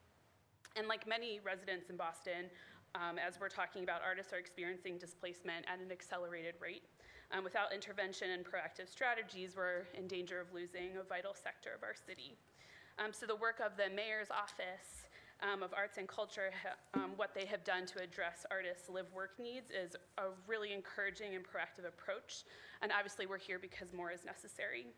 So we wish to recommend that the City Council consider supporting policies that incentivize or require developers to dedicate more space to artists' live-work space and more housing units for affordable live space. Additionally, as Boston is home to several state-designated cultural districts, we encourage the City Council to consider reviewing and amending zoning bylaws that leverage these districts to preserve and enhance artistic workspace. Thank you. Thank you so much. At this time, we are going to come back to some questions for our panel before we open it up again. There are other people who have signed up for public testimony, but we want to keep this hearing moving. We heard some very compelling public testimony, and so certainly want to offer the opportunity for our panel to respond directly. I had some questions based on the testimony as well. One of the things, so there are a number of buildings that used to house or are currently housing artist live workspace that will not in the future, and we've heard a piano factory mentioned, which is in my district, privately owned. We heard AMAR, Northeastern owns it, or owns the building. We heard BCA. With BCA, though, I think that's the one example of public building. So not, they're paying their dollar rent each month. Are there opportunities based on, you just heard the comments from Tracy, and I know you spoke to this in terms of projects going forward, but is there something more that we can do to encourage a process with BCA that feels, that is much more respectful of the artists that are there, certainly understanding that the goal is to be more inclusive, and I certainly support having workspace that is more inclusive of artists throughout our community, but certainly don't want to disrespect or pit artists against each other. So it seems to me, and we heard from David, his rent has doubled. Fortunately for him, he's found a new space, but now he's got to maintain 2 rents at one point. He's lost the ability to collaborate, and I know how important that is for artists who are in workspace together to kind of have that opportunity. So if any of you could speak to the testimony, that would be great. And then I might have some other questions, and certainly we'll open it up to my colleagues.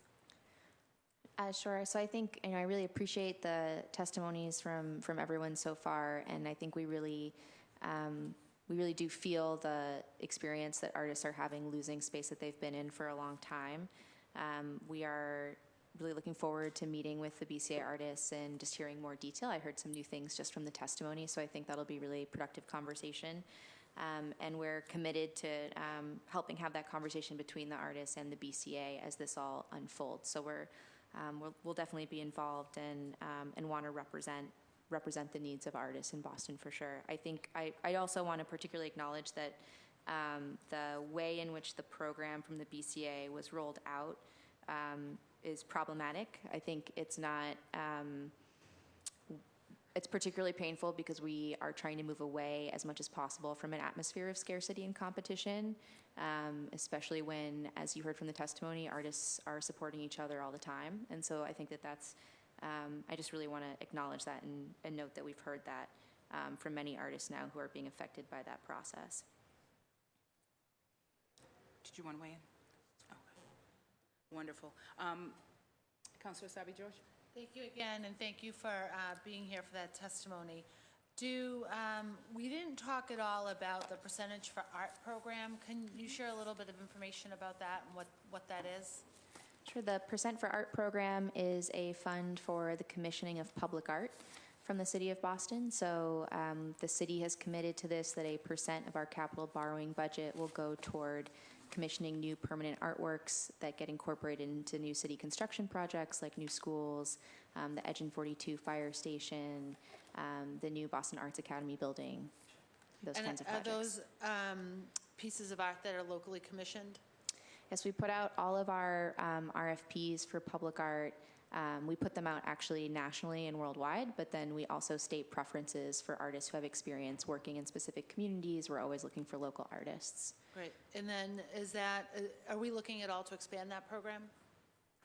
To expand the dollar amount or the? Having art in more places. Yep, we. In more of our places in the city. Yeah, we are still, I think, figuring out how much capacity we need on staff to take advantage of the funds in their entirety and what that pacing looks like, because this is the first time that we've done this in the city. So I think we'll probably see more projects, even just from that one source. And then we also have a new program for temporary art that we just started this year that we're hoping to do annually. So we should see just public art, both temporary and permanent, kind of increase and be more visible around the city. Right. And I imagine with the permanent, we've got safeguards in place to maintain that art and make sure that it's well maintained over time and taken care of. So we do work a maintenance plan into every project so that we know what it will cost. We only have one source of maintenance funding because the capital funds don't cover ongoing maintenance. They just cover the kind of one-time construction aspect. So our maintenance funds are fairly small relative to the number of projects that are coming online, which is something that we're talking to budget about now. Okay. And then my other question is, something that we haven't talked a lot about today because it's been about the space, whether it's live or workspace. But what about the technical assistance to help our artist entrepreneurs, our artist business owners, to really be successful in their craft and in their business? Sure. So we've done some really exciting work around this in the last few years. We've worked with the Office of Economic Development on piloting a series of workshops specifically for creative entrepreneurs. We did that in Upham's Corner in partnership with the Fairmont Innovation Lab. We've helped the Office of Economic Development get consulting firms on as consultants specifically for business technical assistance. We've helped them find firms that specialize in working with artists as individuals or with creative businesses so that that can be available through their normal TA funds. We've also done a lot of technical assistance through Julia Ryan, our artist resource manager. We have a new program that we're helping fund through Mass Art. That's a year-long series of workshops specifically around the business side of being a creative person. So what does it mean to price your work, to advertise it, to know who your audience is, those kinds of issues. If you want to add to that. Yeah, sure. Another program that I think is worth mentioning is our office has underwritten 10 spots in Assets for Artists program called the Match Savings Program, which is housed out of Mass MoCA. Assets for Artists in this particular program focuses on helping artists learn how to effectively save money, and when they've reached a certain savings level, they receive a match of that. And throughout that process, they also receive kind of personalized consulting on their career, workshops that are free to help them kind of build out that suite of professional skills. And then just one other thing to add is that I do weekly office hours with artists that are really open to kind of whatever they define as relevant to use the time discussing, and a lot of that time is really spent kind of helping them dig into whatever concerns they have with their career and living in Boston and trying to figure out a solution to that. Has the Office of Housing Stability been brought in at all on this work? Because as we see displacement, as we see a certain vulnerability, especially within finding affordable live space in the city, the Office of Housing Stability may have some resources to support our artists. Yeah, that's a great suggestion. I think we've only had preliminary conversations there, and I think taking some of those lessons and applying them to workspace in particular is a really good idea. Great. Thank you. That's it for me. Thank you very much. Thank you. Follow-up for me. Do you have an analysis of how many artists have been displaced, what neighborhoods they're from, age, gender, race, et cetera? We have a list of buildings or spaces that have been lost, but we don't have like a survey of all of the individual artists who have been affected by that. Yeah. Okay. And I'm sure we'll hear from more right now. We're going to go into public testimony again. I want to thank the panel for your presence, your participation, your partnership, your leadership on these very important issues. Certainly invite you to stick around if you can, to hear from folks who will be offering testimony. Feel free to sit in those seats. Feel free to sit to the side. But I'm going to call the next folks up, and if you guys could summarize, be very brief, particularly if your points have already been made. And if you have written testimony, if you can provide that in writing, that will be helpful because that will go into the public record.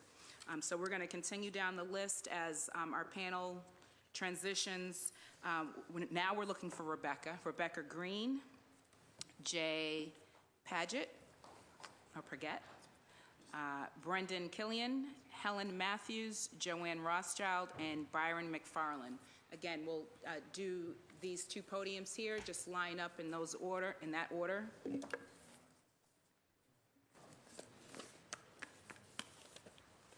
Yes, and are you Rebecca? I am. Wonderful, Rebecca, please, go ahead. Thank you. I tried to keep this under 5 minutes.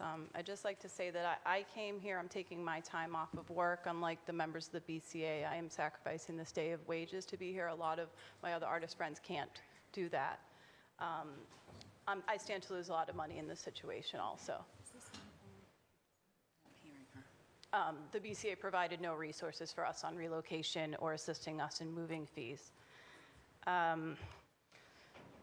So my name is Rebecca Rose Green. I'm a 13-year resident at the studio building at the Boston Center for the Arts. I'm here to testify on the personal and professional impact having an art studio in Boston has had in my life and what the devastating loss of my space will have for my future. In 2002, I moved to Boston as a 19-year-old college student to attend the Art Institute of Boston. I came from a low-income, abusive home in Brockton and was a teenage runaway without much hope for my future. A high school art teacher encouraged me to focus on my art, take college-level courses, and apply to school. Before that time, I had never been encouraged to pursue that path. I am now earning a living, building set dressing and props on major studio motion pictures and exhibiting my sculptures in galleries around Boston. None of this would have been possible without the use of my art studio for my professional development. Having that place is the sole reason I stayed in Boston. In 2005, I joined the staff at the BCA as an overhire events manager and was presented with an opportunity to share a space with an established artist in my building for a little over $300 a month. At that time, everyone on the waiting list was seeking out private studios, so I could get in without the years-long wait. This artist and other elders in my building were able to provide me with invaluable knowledge and guidance in my growth and development. The connections that came my way due to this artist community at the BCA are immeasurable. For instance, I am currently exhibiting at Harvard Ed Portal Gallery, curated by a BCA studio artist. In 2009, I got an opportunity to work on a movie and discovered my creative skills could earn me a living in the art department on feature films. I have used my studio space throughout the years to not only develop my artwork, but to produce props and set dressing for many film, television, and commercial projects. I am also renting artwork from several artists in my building and over a dozen Boston area artists for set dressing on a network television show I'm currently working on. My work in the film industry has allowed me to earn a decent income, and having a union backing me has allotted training opportunities and benefits that have helped me to afford the workspace after my studio mate moved out. I have been paying $638 a month for my space the past few years. During that time, I have had 2 artists apply to share the space with me, and both have backed out due to the financial commitment of the $325 a month share of rent. Many artists I know are working hard at jobs that are not paying them enough to save money or make investments in their future. I have found that many of the successful artist professionals I have encountered have financial support from an outside source like a spouse or parents. I feel that temporary artist residency will only be afforded to those privileged enough to not have to work a full-time job. In the early 80s, artists were able to purchase buildings through a co-op and convert them into live workspaces. This allowed them to build equity in their future. With the security of owning their spaces, they were able to build careers and businesses in Boston. These opportunities no longer exist. Since the eviction was announced, I have been unable to locate an affordable private workspace in a building in Boston. The best I could find is a shared studio space in the Vernon Street building in Somerville. It will cost me $308 a month for about 1/5 of the space. I will be sharing it with 6 other artists, 3 of whom are oil painters, and I will not have access to a window. I inquired and was placed on a waiting list for a private studio and was told it would be several years before one became available. Currently, I am carrying 2 studio rents for November and December at over $900, since the outcome of this eviction is uncertain and I do not wish to leave my space at the BCA. I have also secured a storage unit to move my belongings into because I no longer have adequate space in the shared studio. Had I been invited into the conversation of how to develop the BCA's mission to support artists, I would have offered to share my studio with an emerging artist just graduating from college as a mentor and sponsor, similar to the opportunity given to me. They would not only have access to my knowledge of materials, tools in the industry, but also a furnished studio space in an established arts community. The network and connections I have built would no doubt benefit them in their journey. I have decided to seek out opportunities to invest in a live-work studio space outside of Boston, and am currently emailing with the mayor's office in Worcester. With one email, they have invited to meet with me to help understand how they can best assist me in my relocation. I feel valued and wanted. This is the opposite of how I currently feel in my hometown. I am asking the City of Boston to step in to obtain a building for artist development and allow them to create equity, plant roots, and build towards a sustainable future.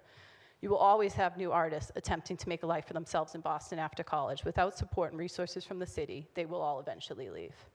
Thank you so much for this chance to testify. Thank you.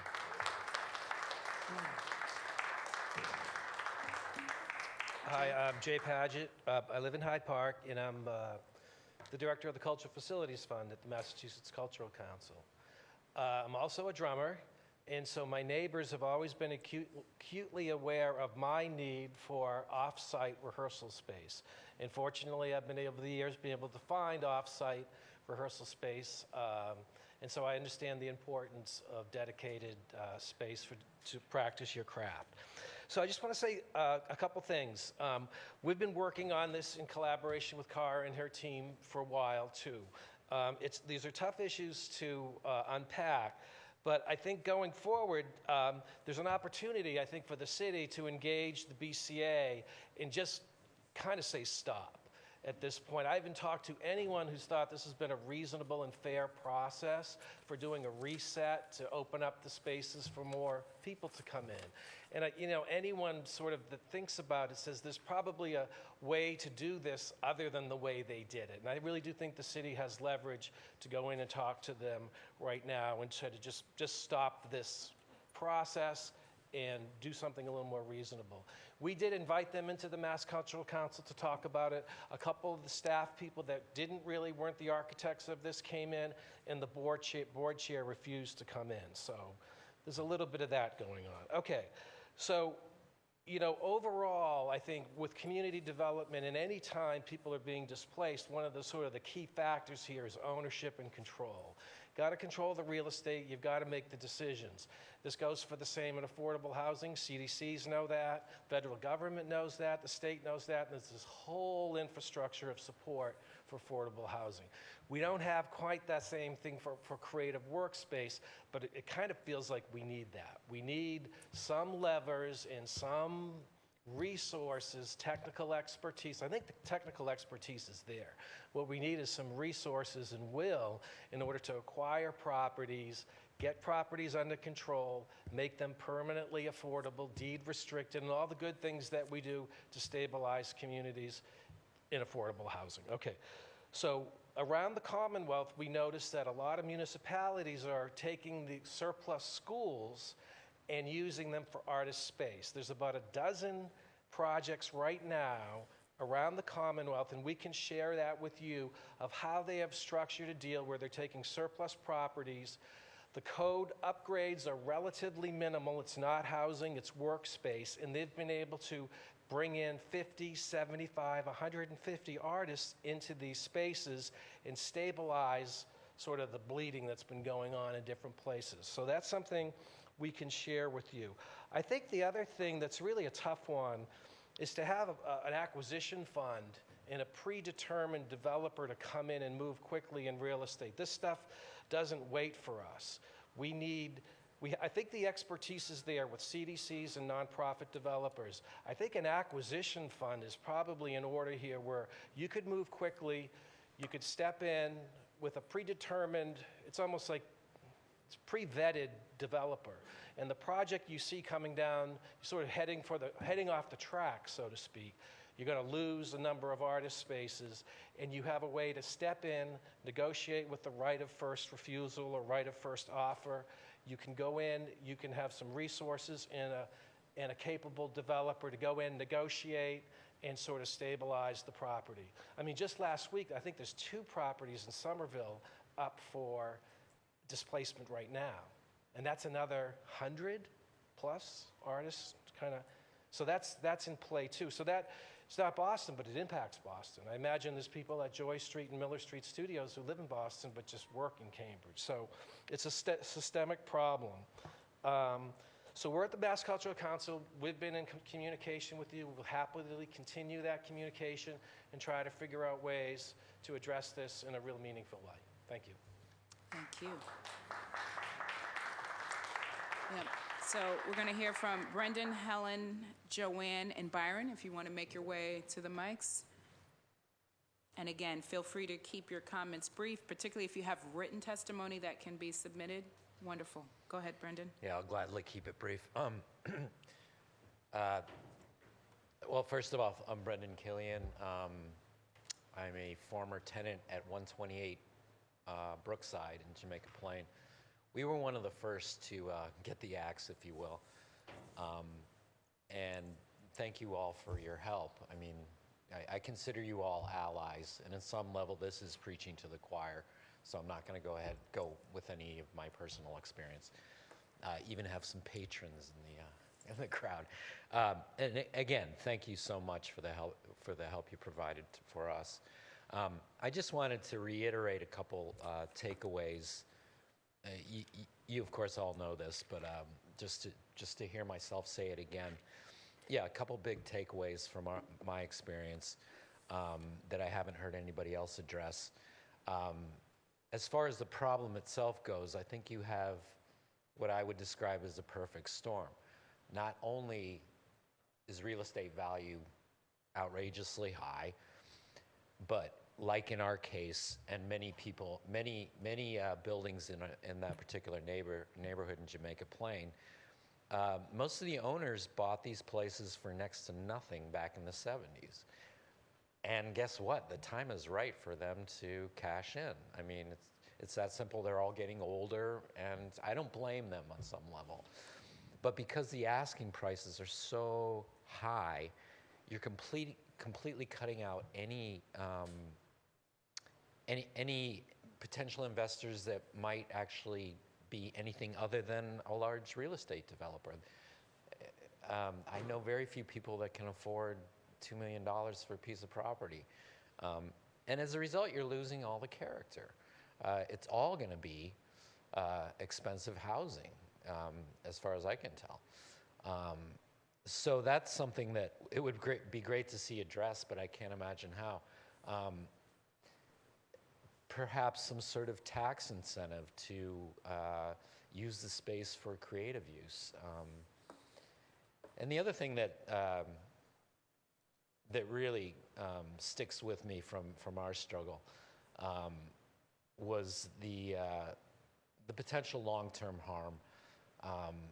As far as I know, Mass Art, Museum School are still doing well in terms of their graduation rates. There are an awful lot of post-grads out there that can't afford the rent to begin with for an apartment, let alone a studio space on top of that, and now there is none for them to go to. So it doesn't take a genius to, the writing's on the wall. What is the city going to be like in 20 years? I can't see how a creative community is having a hard enough time surviving here as it is. I can't imagine it's going to get better for a lot of younger folks. it would be great to see that addressed on some level.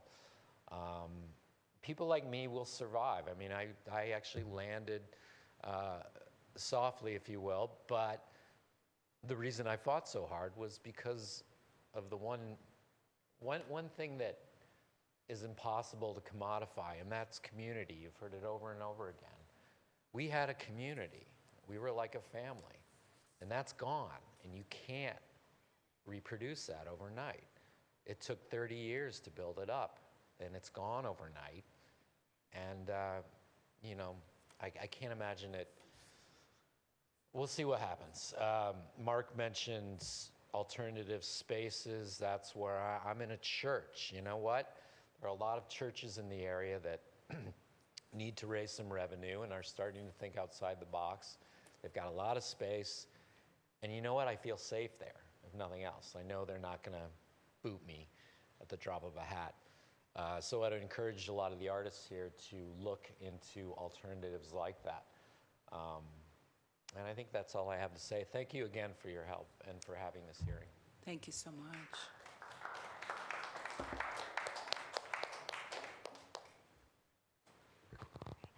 Hi, my name is Helen Matthews. I'm with City Light Vida Urbana.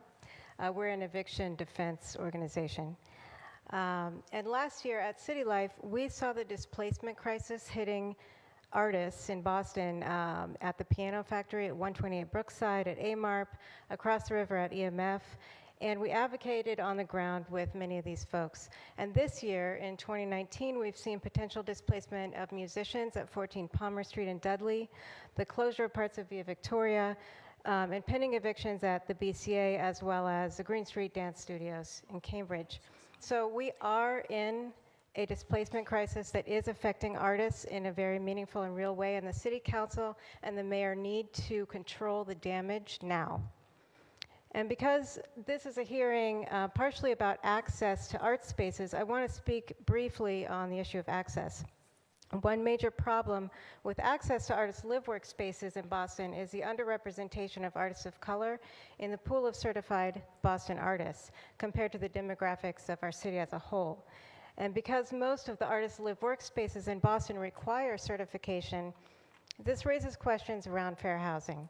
And for me personally, as an abutter to many of the new projects around the Green Street Station area that meet their IDP obligation through live-work units, this has pitted concerns for racial justice against concerns about the need for artist spaces, and that should never, ever be a trade-off.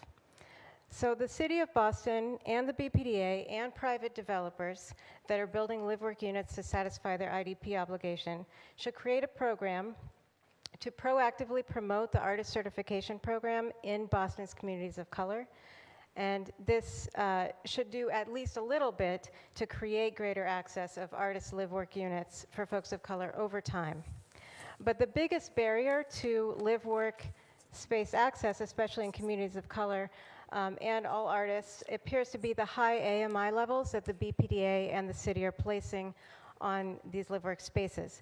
I understand that deed-restricted affordable live-work spaces are offered at an average of about 80% AMI, and many are designated for even higher income levels than that. That's totally mismatched with the actual incomes of the vast majority of Boston's artists, and that even leads to some live-work units sitting vacant for stretches of time. So for live-work units that are created through the inclusionary development policy, the strongest solution to access is to strengthen the IDP. We need live-work units at 30, 40, and 50% AMI, not at 80% AMI and 100% AMI and higher. On the flip side of development, there's the issue of preserving existing artists and their spaces. And the city should develop, as was mentioned a few times before, an aggressive, proactive, and well-funded acquisition strategy, enabling nonprofits and mission-based arts developers to buy and stabilize art spaces at risk of displacement. Funding for these acquisitions could come from a fund developed specifically for this purpose via contributions from developers as a form of community benefits. But also the city absolutely needs to consider stronger tenant protections for renting artists, both commercial and residential. And those stronger protections could include, for example, just cause protections from eviction, rent regulation, right to counsel, and the right of first refusal. Finally, the city and the BPDA should not reward projects predicated on the eviction of artists by granting zoning variances to developers of such projects. All project reviews should include a thorough assessment of the displacement impact on artists to assess whether or not variances are appropriate. So this is my laundry list of possible solutions, and I hope that you'll seriously explore all of these before the damage spirals too far out of control. Thank you. Thank you, Helen. Helen, are you able to submit that via email? Yeah. Could you? Thank you so much. Joanne and Byron, and then I'm going to get ready for the next group of folks. I've got a Kevin Nika. Okay. Alexander Klub and Ashley Rose. If you guys could also make your way. Joanne? Is Joanne here? Joanne Rothschild? Okay, Byron McFarland? Are you Byron? Oh, no, it's actually Ashley. Oh, Ashley Rose? So just let me see if Byron's still here. Byron? Okay. No Joanne, no Byron. I have Kevin Nika? Alexander had to leave. Ashley, if you want to line up with the other one, Ashley. After Ashley, we have Amore. I can't see what the last name is. Uma, perhaps? Brandon, we've already heard from. And then Eileen Erickson. Are you still here? Okay, wonderful. You can begin. Okay, I'll be quick. My name's Kevin Micah. I was told about this from friends at City Urbana, or FIBA Urbana. My name's Kevin Micah. I've been a resident of Jamaica Plain for the last 20 years. I'm a musician, an artist. I've had a space in Dudley Square at a place called the Berwick for the last 13 years. I've been associated with this space for the last 20 years. In January this year, a Boston Real Estate Collaborative purchased the building after Nick Spilios, the previous owner, had the building for about 40 years. In my experience living in Boston my whole life, I've always expected with low rent, low expectations. So we've had a space there without heat and a few outlets and water and rats and stuff for most of my time, and no lease. And that was best we could ask for. With the new owners, they've been pretty communicative about, well, they gave us a lease and some explanation of their intentions. And so far, they've kicked out half the people in the building with the intention in the next year or two of kicking everybody out for structural repairs, and then the intention of potentially inviting us back. So basically, I'm just assuming that we'll get kicked out and we won't be able to come back because we'll have no rights at that point. But I do know that they do need permits, and they have neighborhood meetings and all this stuff, and so I'm basically here to ask and communicate in the future about how the city can, help prevent displacement of us there with leverage with towards the developers on how to, give them what they need without kicking us all out. They have said that they would like to keep the first floor tenants and the artists in the basement where we are, and subsidize that with condos on the other floors. But there's nothing in writing, obviously, and I have no expectations of that actually happening. So, yeah, I'm just, for the first time in my 43 years on this planet, trying to ask for some help as an artist in the city, because I travel a lot as a musician, and this has always been a hard city to be an artist and a musician. And Dudley Square specifically, I love Dudley Square. As you can see, I represent a small percentage of the demographic of Dudley Square, but I would love to stay in JP and in Dudley Square. Otherwise, I definitely have to move out of Boston. So thanks for your time. Thank you, Kevin. One question for you, Kevin. Is this the building that Mr. G's is in? It is. Okay, thank you. Yeah, Mr. G's also been there for decades. Exactly. Community there and so on, and we've been in touch with each other. But again, I'm the only person who could come today. Everybody else is working. Wonderful. Thank you so much, Kevin. Yes. Hi, good afternoon. I'm really excited to be here today. Rent being my favorite movie, I didn't think Boston would make the movie Rent so relevant. It was written out of the Piano Factory, which a lot of people don't know, but to watch Boston displace their artists in real time, that's not an art, has really impacted me. I also lived on Hemingway Street, and I live on Huntington. So I live in affordable housing, and I've been able to work my way out of being a juvenile delinquent through the arts over the years. I teach in schools, and I work for Suffolk University Center for Restorative Justice. But if it wasn't for the mentors that are actually located in the spaces that you're displacing, I would have been a criminal still. So I really look for Gloretta, for Bev Sky, Baba Askia Touré. I went to Northeastern. I'm a Eugene Scholar. I almost have tears in my eyes to stand here and read this. Northeastern, we can't trust the universities. I'm not asking for 50 years and 99 years. I went to Northeastern and watched when the gym was able to be used by all the residents, and I watched them change the area code, so now you got to live within the vicinity to use it. I asked that no matter what changes are made, that they're grandfather claused in. There is no time limit because we've seen this time and time again. In 10 years, in 20 years, we're back where we started. I also was the only artist who's actually on the Boston Creates Leadership Council. I penned the work 5 years ago, almost now, to be able to keep Boston residents here. We also pushed for the 1% on the taxes, which still hasn't been made. If we actually got 1% to go to the arts, right now we're selling a lot of weed. I think that if we took some of that money and actually put it into housing, I think artists, we would have a win-win on both ends on this one. All right, I think that that's one of the major things, is that there's a lot of money going into luxury housing. There should be no building that is built without artists being included. I'm a poet, I don't need much space. Just give me a table and some sunlight. All right, so I think that no matter what the building is, there should be a guarantee that there's a certain percentage. I like what you said, not a number of units. I could care less about the number of units. I want percentage in order for it to be fair. I also wanted to look at the fact that the intergenerational war that's being created amongst artists isn't fair. Again, these are my mentors. I won't apply for any of the things that the city of Boston is offering or the housing, because I have to take the stance that I'm going to appreciate my elders. To put us younger millennials against the generation of baby boomers that I need to learn from does a big disservice towards me. Again, and I'm also looking at the fact that there are Boston artists that have already been displaced. You're late. We're late with this. My friends on Facebook, I walk outside, it looks like the Pride Land from Lion King. I looked up and all my art friends are gone. I can't go to an open mic that doesn't have new college kids. I need people who are going to stay here and want to make this a community.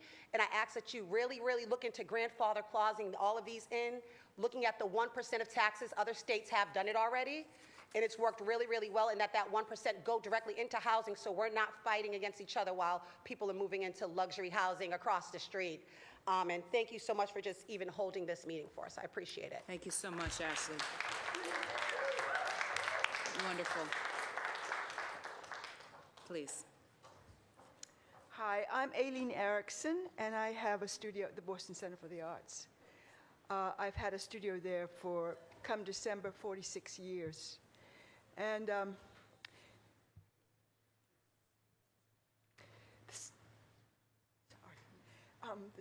the center has been really the center of my work life. And I am not a low-income artist. I'm not a high-income artist either, but I'm not a low-income artist. But this change will mean that I pay $363 for about 300 square feet. And that is low, obviously, really below market rates. But for me, comparing rates in Cambridge and Boston, it will mean a major change to my lifestyle with my husband, whatever. But my point here is that before I came to the Boston Center for the Arts, I worked in really a lot of isolation. I felt like I couldn't apply for grants. I couldn't make my way the way a lot of low-income artists, some of them, could make their way. And I'm not saying they shouldn't be able to have that. They should, definitely. But I'm saying what the center provided for me was support, other artists working, and even the few that have already moved out because they feel there's a risk if they stay and are not able to get spaces. If there is an eviction, I miss them very much. They've been with me for years and years. So I was going to quickly read this. I don't want to repeat what other people have said.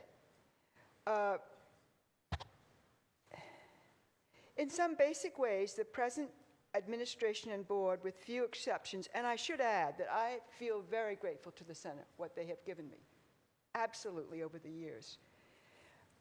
In some basic ways, the present administration and the board, with few exceptions, appear to lack any real understanding of artists or the conditions on which artists thrive. One of the major administrators and a backer of the plan has rarely been seen by the artists and has rarely visited the studios despite claims to care about the soon-to-be evicted artist. When another staff member, who has done a lot for the artist in the past, was asked why they would not fight for the artist, the staff member replied, "I have to fight for the center." Our question is, are we, the artist community, not an essential part of the center? We are open to a portion of the building studios transitioning into residencies. A number of empty studios already exist, and more are opening up due to some artists who are discouraged by this plan and can't take the risk of staying. Why not update these vacant studios and gradually turn them over to the portion of the building dedicated to residencies? This would allow the artists moving out time to look for other studio spaces which are difficult to find at affordable rates. It would also allow the artists moving out time to dismantle the studios they have improved and finished and to find the money for moving costs. The current artists, this has probably been made, I think, this point. The current artists do pay below market rates, although such comparisons are often difficult to make because some of our studios are old. But we do pay rent and yearly rent increases, which are valuable to the center's income. Why not keep these rents flowing in while residencies open up? Thank you all very much. Thank you so much, Eileen. Now, is David Minot here or Debbie Lubar? And is there anyone else here who has not signed up but would like to testify? If so, please make your way to the podium, to the mic. Wonderful. David? Yes. Thank you. I want to thank you for holding this hearing. And I'm sure we all agree here that housing is a basic human right, and that's what's brought us all here. That's the easy part. The hard part is connecting this to a larger fight. I am obviously an activist. I'm also an artist and musician. And at City Life, we work to prevent displacement. And that includes rent control, something we're working on for everyone, not just artists, but that's part of the reason artists are displaced. So when we have city councilors opposed to that, this is the difficult part, you're working across purposes. This is not some rationalization, because we rationalize everything, and at the end of it, we found nothing. This is a fact, and this is something that will come up again. I'm a 20-year veteran of the Piano Factory. I'm a graduate of Mass Art, and I want to support all the artists that are here, that have spoken before, and are struggling now. I left the Piano Factory after 20 years, and I'm now at Oliver Lofts down the street on the Roxbury JP line. And there they pulled a bait and switch on us, which is another example of this kind of displacement, where it took 6 months to go through the process of getting the unit. Nothing was mentioned about buying or getting out. But once we were in, that's when they told us, well, you know, eventually you have to buy this or move out. So with my activist background at the Piano Factory, I let them know that I wasn't going to get pushed around. And when it came time to sell the units, they did sell all the units on the 4th floor where the artist units are, just 3 of them. But they left us alone for now, but they'll come back at us later. And one of those artists' family had to move out, and that unit, I believe, is still empty, and I don't know what they plan on doing with it. Because at about $600,000, there's very few artists that can afford these units. Now, as far as the history goes, as I said, I'm a veteran of the Piano Factory in our rent wars of the 1990s, which we won with the help of City Hall, thank you, and City Council, thank you, and the BRA, thank you, at the time. However, if you fast forward to today, the Piano Factory did not get enough support from City Hall, and certainly not from the BPTA, as they're known today. And this is part of the reason we have the crisis across the city. Now, everyone knows why we're supporting the arts. The arts are part of culture. The culture is part of what builds our civilization. So this is what we're trying to preserve. So what we're looking for in this case, in the broader sense, is cooperation, not competition, sharing of the city's housing resources in this case, not just for artists, but for everyone, not greed, and justice and inequality. So we got to ask ourselves, where do we fall in this fight? And are we all on the right side of history? And as far as the track record for the city goes, it's been mentioned before, it's not good. With the Minu administration, we saw them giving half the city away to developers. And we were hoping with the Walsh administration would be better. Both artists and the rented population at large in the city has suffered as a result of this continuing giveaway to developers.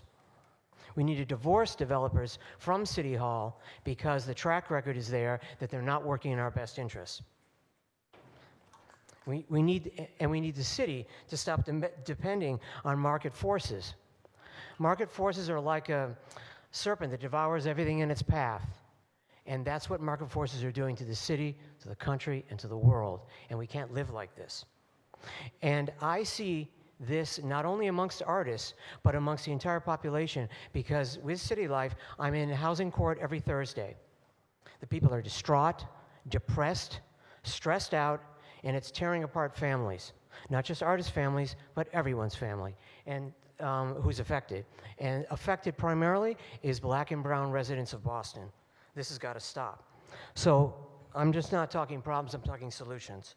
We're talking about an interdependence among the various groups, artists, the government, the population at large, cooperation, social justice, redistribution, in this case, of housing resources, and to stop subsidizing wealthy developers and others and their undue influence on City Hall. The people in general have demonstrated a sound mind and common sense on this subject. This has not always been the case with the government. So what we need now is to develop a desire to serve and replace a desire for gain, a desire for justice, and to replace the divisive greed which now seizes this world and, in some sense, this city. So let's equitably save these housing resources, not just for artists like myself and others, but for everyone in the city. And save the artists who are sort of the canary in the coal mine in this case, but save the city and its people as a whole. Thank you very much. Thank you, David. If you could submit that written testimony, that would be great. I will. Thank you. Thank you. Debbie? My name is Debbie Lubar. I'm a resident of Atherton Street. I am not an artist. I'm a resident located across from the AMARP building. When Northeastern, I've been a resident there for 35 years. When Northeastern bought this building, the agreement was that they bought it with the condition that it would be the home of AMARP. In July of 2018, the artists were locked out with virtually no notice. I don't know how many people have been here from AMARP, but I do know that a condition that Northeastern imposed on the artists at AMARP was that there was a gag order about speaking out, about anything having to do with the negotiations they underwent with Northeastern. So I would like the city to address, I'm sure that Northeastern has been using AMARP as part of their pilot in lieu of taxes payment. I would like the city to address the institutional expansion that has been destroying neighborhoods in Boston for decades. Here, in our neighborhood, we felt we were getting a benefit. Neighbors, artists, programming that was applicable to residents in the neighborhood. And I'm sure the next thing we're getting is a dorm, which obviously it will no longer be a neighborhood if it's a dorm. But the city has to step up and put some provisions in place to stop the institutional advancement into every piece of land that's up for grabs. It's not just developers, it's all these institutions. The expansion of Northeastern in the last 30 years is enormous, as most people here are well aware of, I'm sure. So I came today to speak out because I know that it is difficult, if not impossible, for the AMARP artists to speak out because of this gag order. They were prohibited from using participating in Jamaica Plain or Roxbury Open Studios last year as part of the gag order. I think this is just ridiculous, and there's been almost no city action to prevent any of it. Thank you. Thank you so much. Bill? Hi, my name is Bill Madsen-Hardy. I didn't originally plan on speaking, but I thought I'd bring a little bit of a different perspective. I am a real estate developer. I've been working in the city of Boston for 20 years. I specialize in affordable housing, particularly special needs housing, elderly housing, and artist housing. I think I've been involved with 162 of the existing artist live-work units in the city. So I've been doing this for a while, and I want to let people know, that this is possible. It is possible to save some of these buildings and preserve them. I've done it. And in 2003, the city called and said there's a group of artists in Brookside who just got eviction notices. The building was purchased by a market rate developer who planned on raising their building and building market rate condominiums. I helped them buy that property, and they each bought a piece of that property for whatever amount of money they could afford to pay for it. The same thing happened with the Walter Baker Lofts.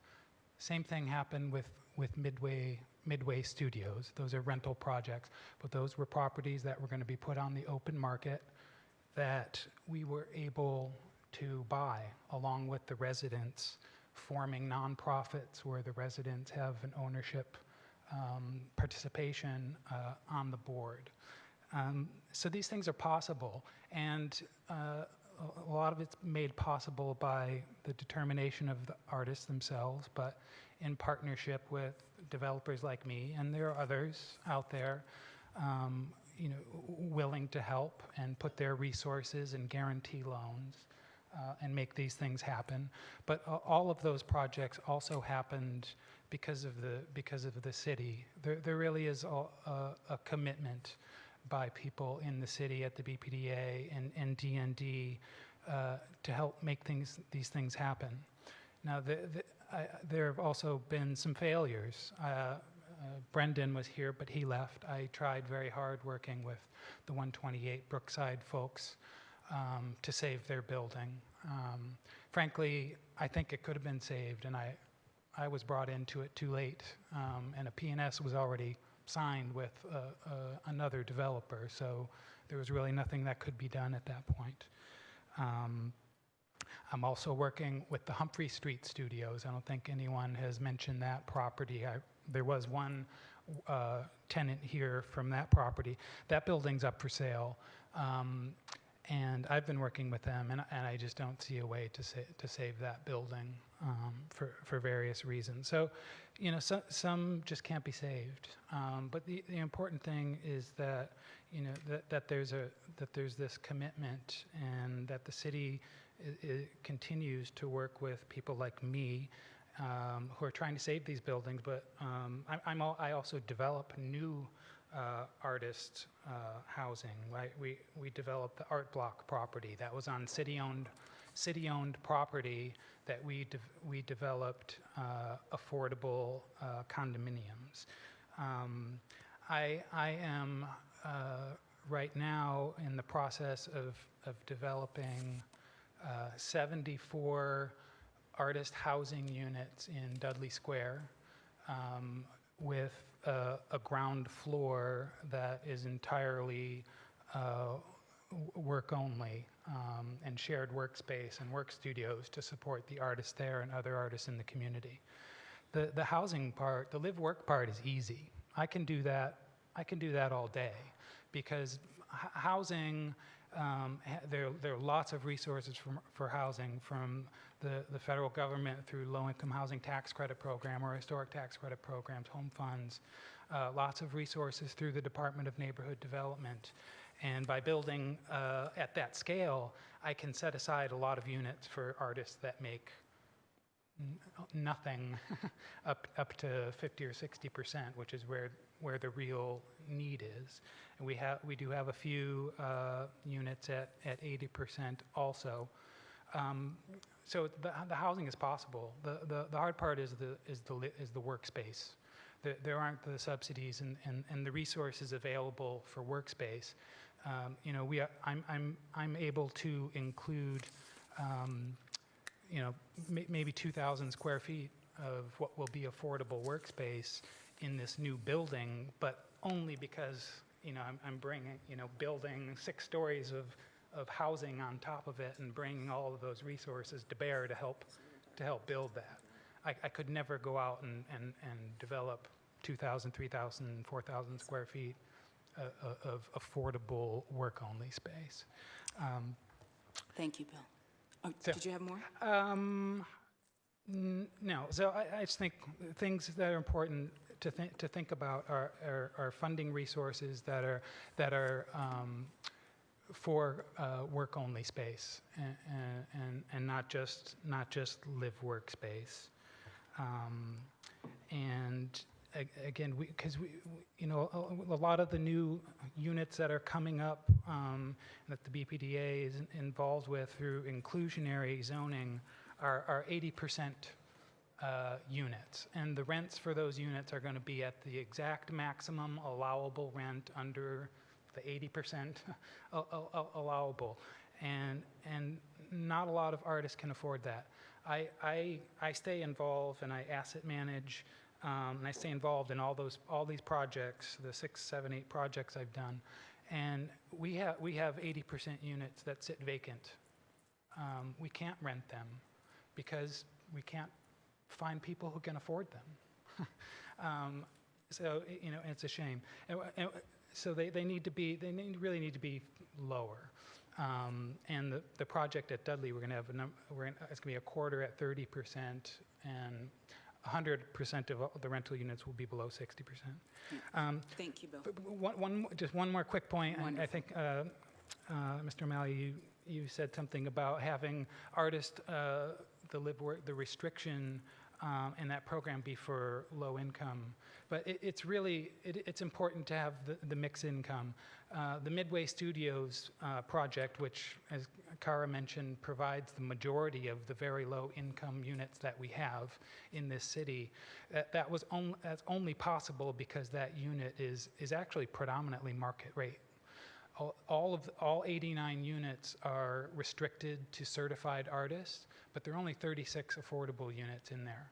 And that mix allowed us to be competitive. We paid $21 million for that building, to compete with the market, and we're able to do that because you have a mix of a market, moderate, and low income units. That there are artists out there who have means, who have income and assets.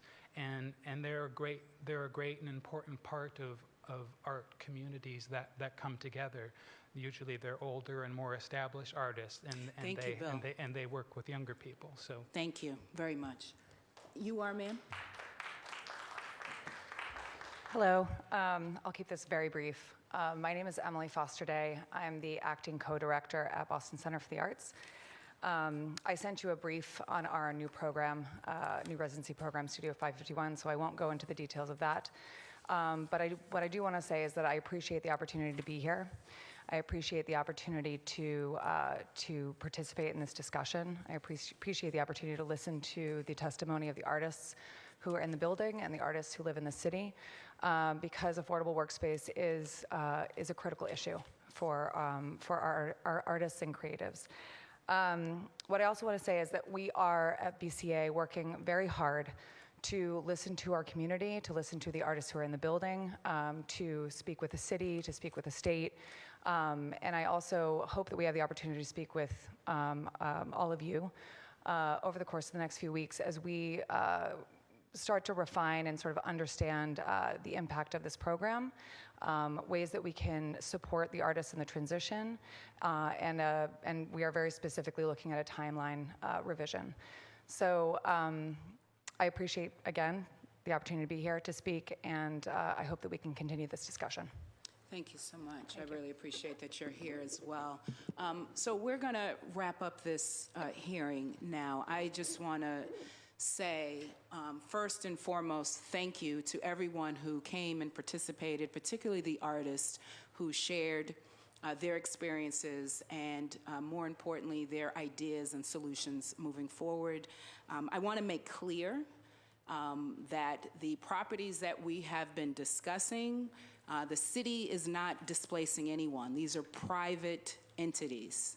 And I know that the city has stepped up to try to intervene, certainly individual councilors. I know I've tried to weigh in on some of these projects that were happening in my district. I know the mayor's office has been involved in some of these as well. So thank you for that intervention.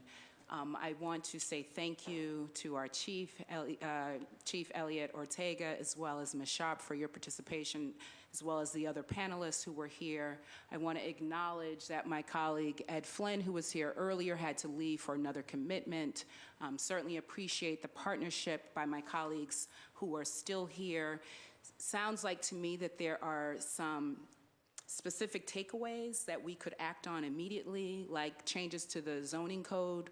I think wherever we're doing development on public land, there's an opportunity there to structure an RFP in such a way that it is really promoting the arts, and it's one that whatever comes from that development, artists would be welcomed in. We heard from Bill, who I think is still here, about a project in my district, certainly one that I'm looking at as being a model, not just in terms of artist work, live space, but really to make sure that we're doing projects that have the affordability for all residents that we need, and it's that mixed income housing, that we're doing much more to be intentional around inclusion and diversity on these projects in terms of the ownership, but also in terms of who will live there and artists who would be able to participate.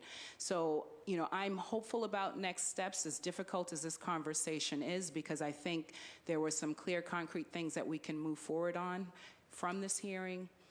But I think there's also an opportunity as more property is developed in our city to really use that as a way to promote the arts. I want to open up the opportunity for my colleagues to weigh in on some closing comments before we end the hearing. So, Councilor Sabi George. Thank you, Chair, for chairing this meeting today, and thank you all for being here. I think that it's important, and for me, just to reiterate that we do need to double down on our effort and our commitment to support artists in our city, both for live work opportunities. I have no doubt that our artist community is the soul of our city, and we need to make sure that we're focused on a couple of things. So just a few notes that I'd like to highlight from my notes today is just that we are working to make sure that we avoid this intergenerational conflict that Ashley brought up between our artists, and that we are making sure to create opportunities that continue the community and the collaborative process that artist communities have created for themselves, and making sure that there is no opportunity for isolation unless it's desired as a part of your craft. I think Brendan's comment about, or his quote that I've rephrased, that it is impossible to sort of evaluate this community in evaluation term because it's an invaluable community. So we need to make sure that we're working to control the damage that the loss and displacement has created in our city.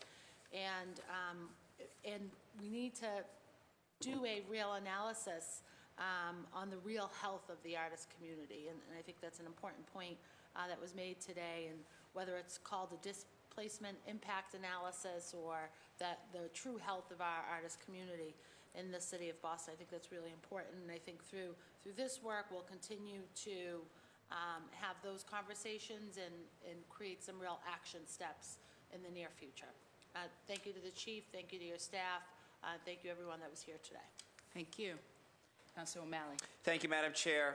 Thank you both for your incredible partnership and leadership on this. Thank you to the team whom we heard from, and most importantly, thank you to all the artists and advocates and allies who spoke so eloquently and forcefully, and clearly we have a lot of work to do, but this was important and I think very worthwhile first step. So look forward to continuing to partner with you both, and most importantly, the people in this room in the weeks and months ahead.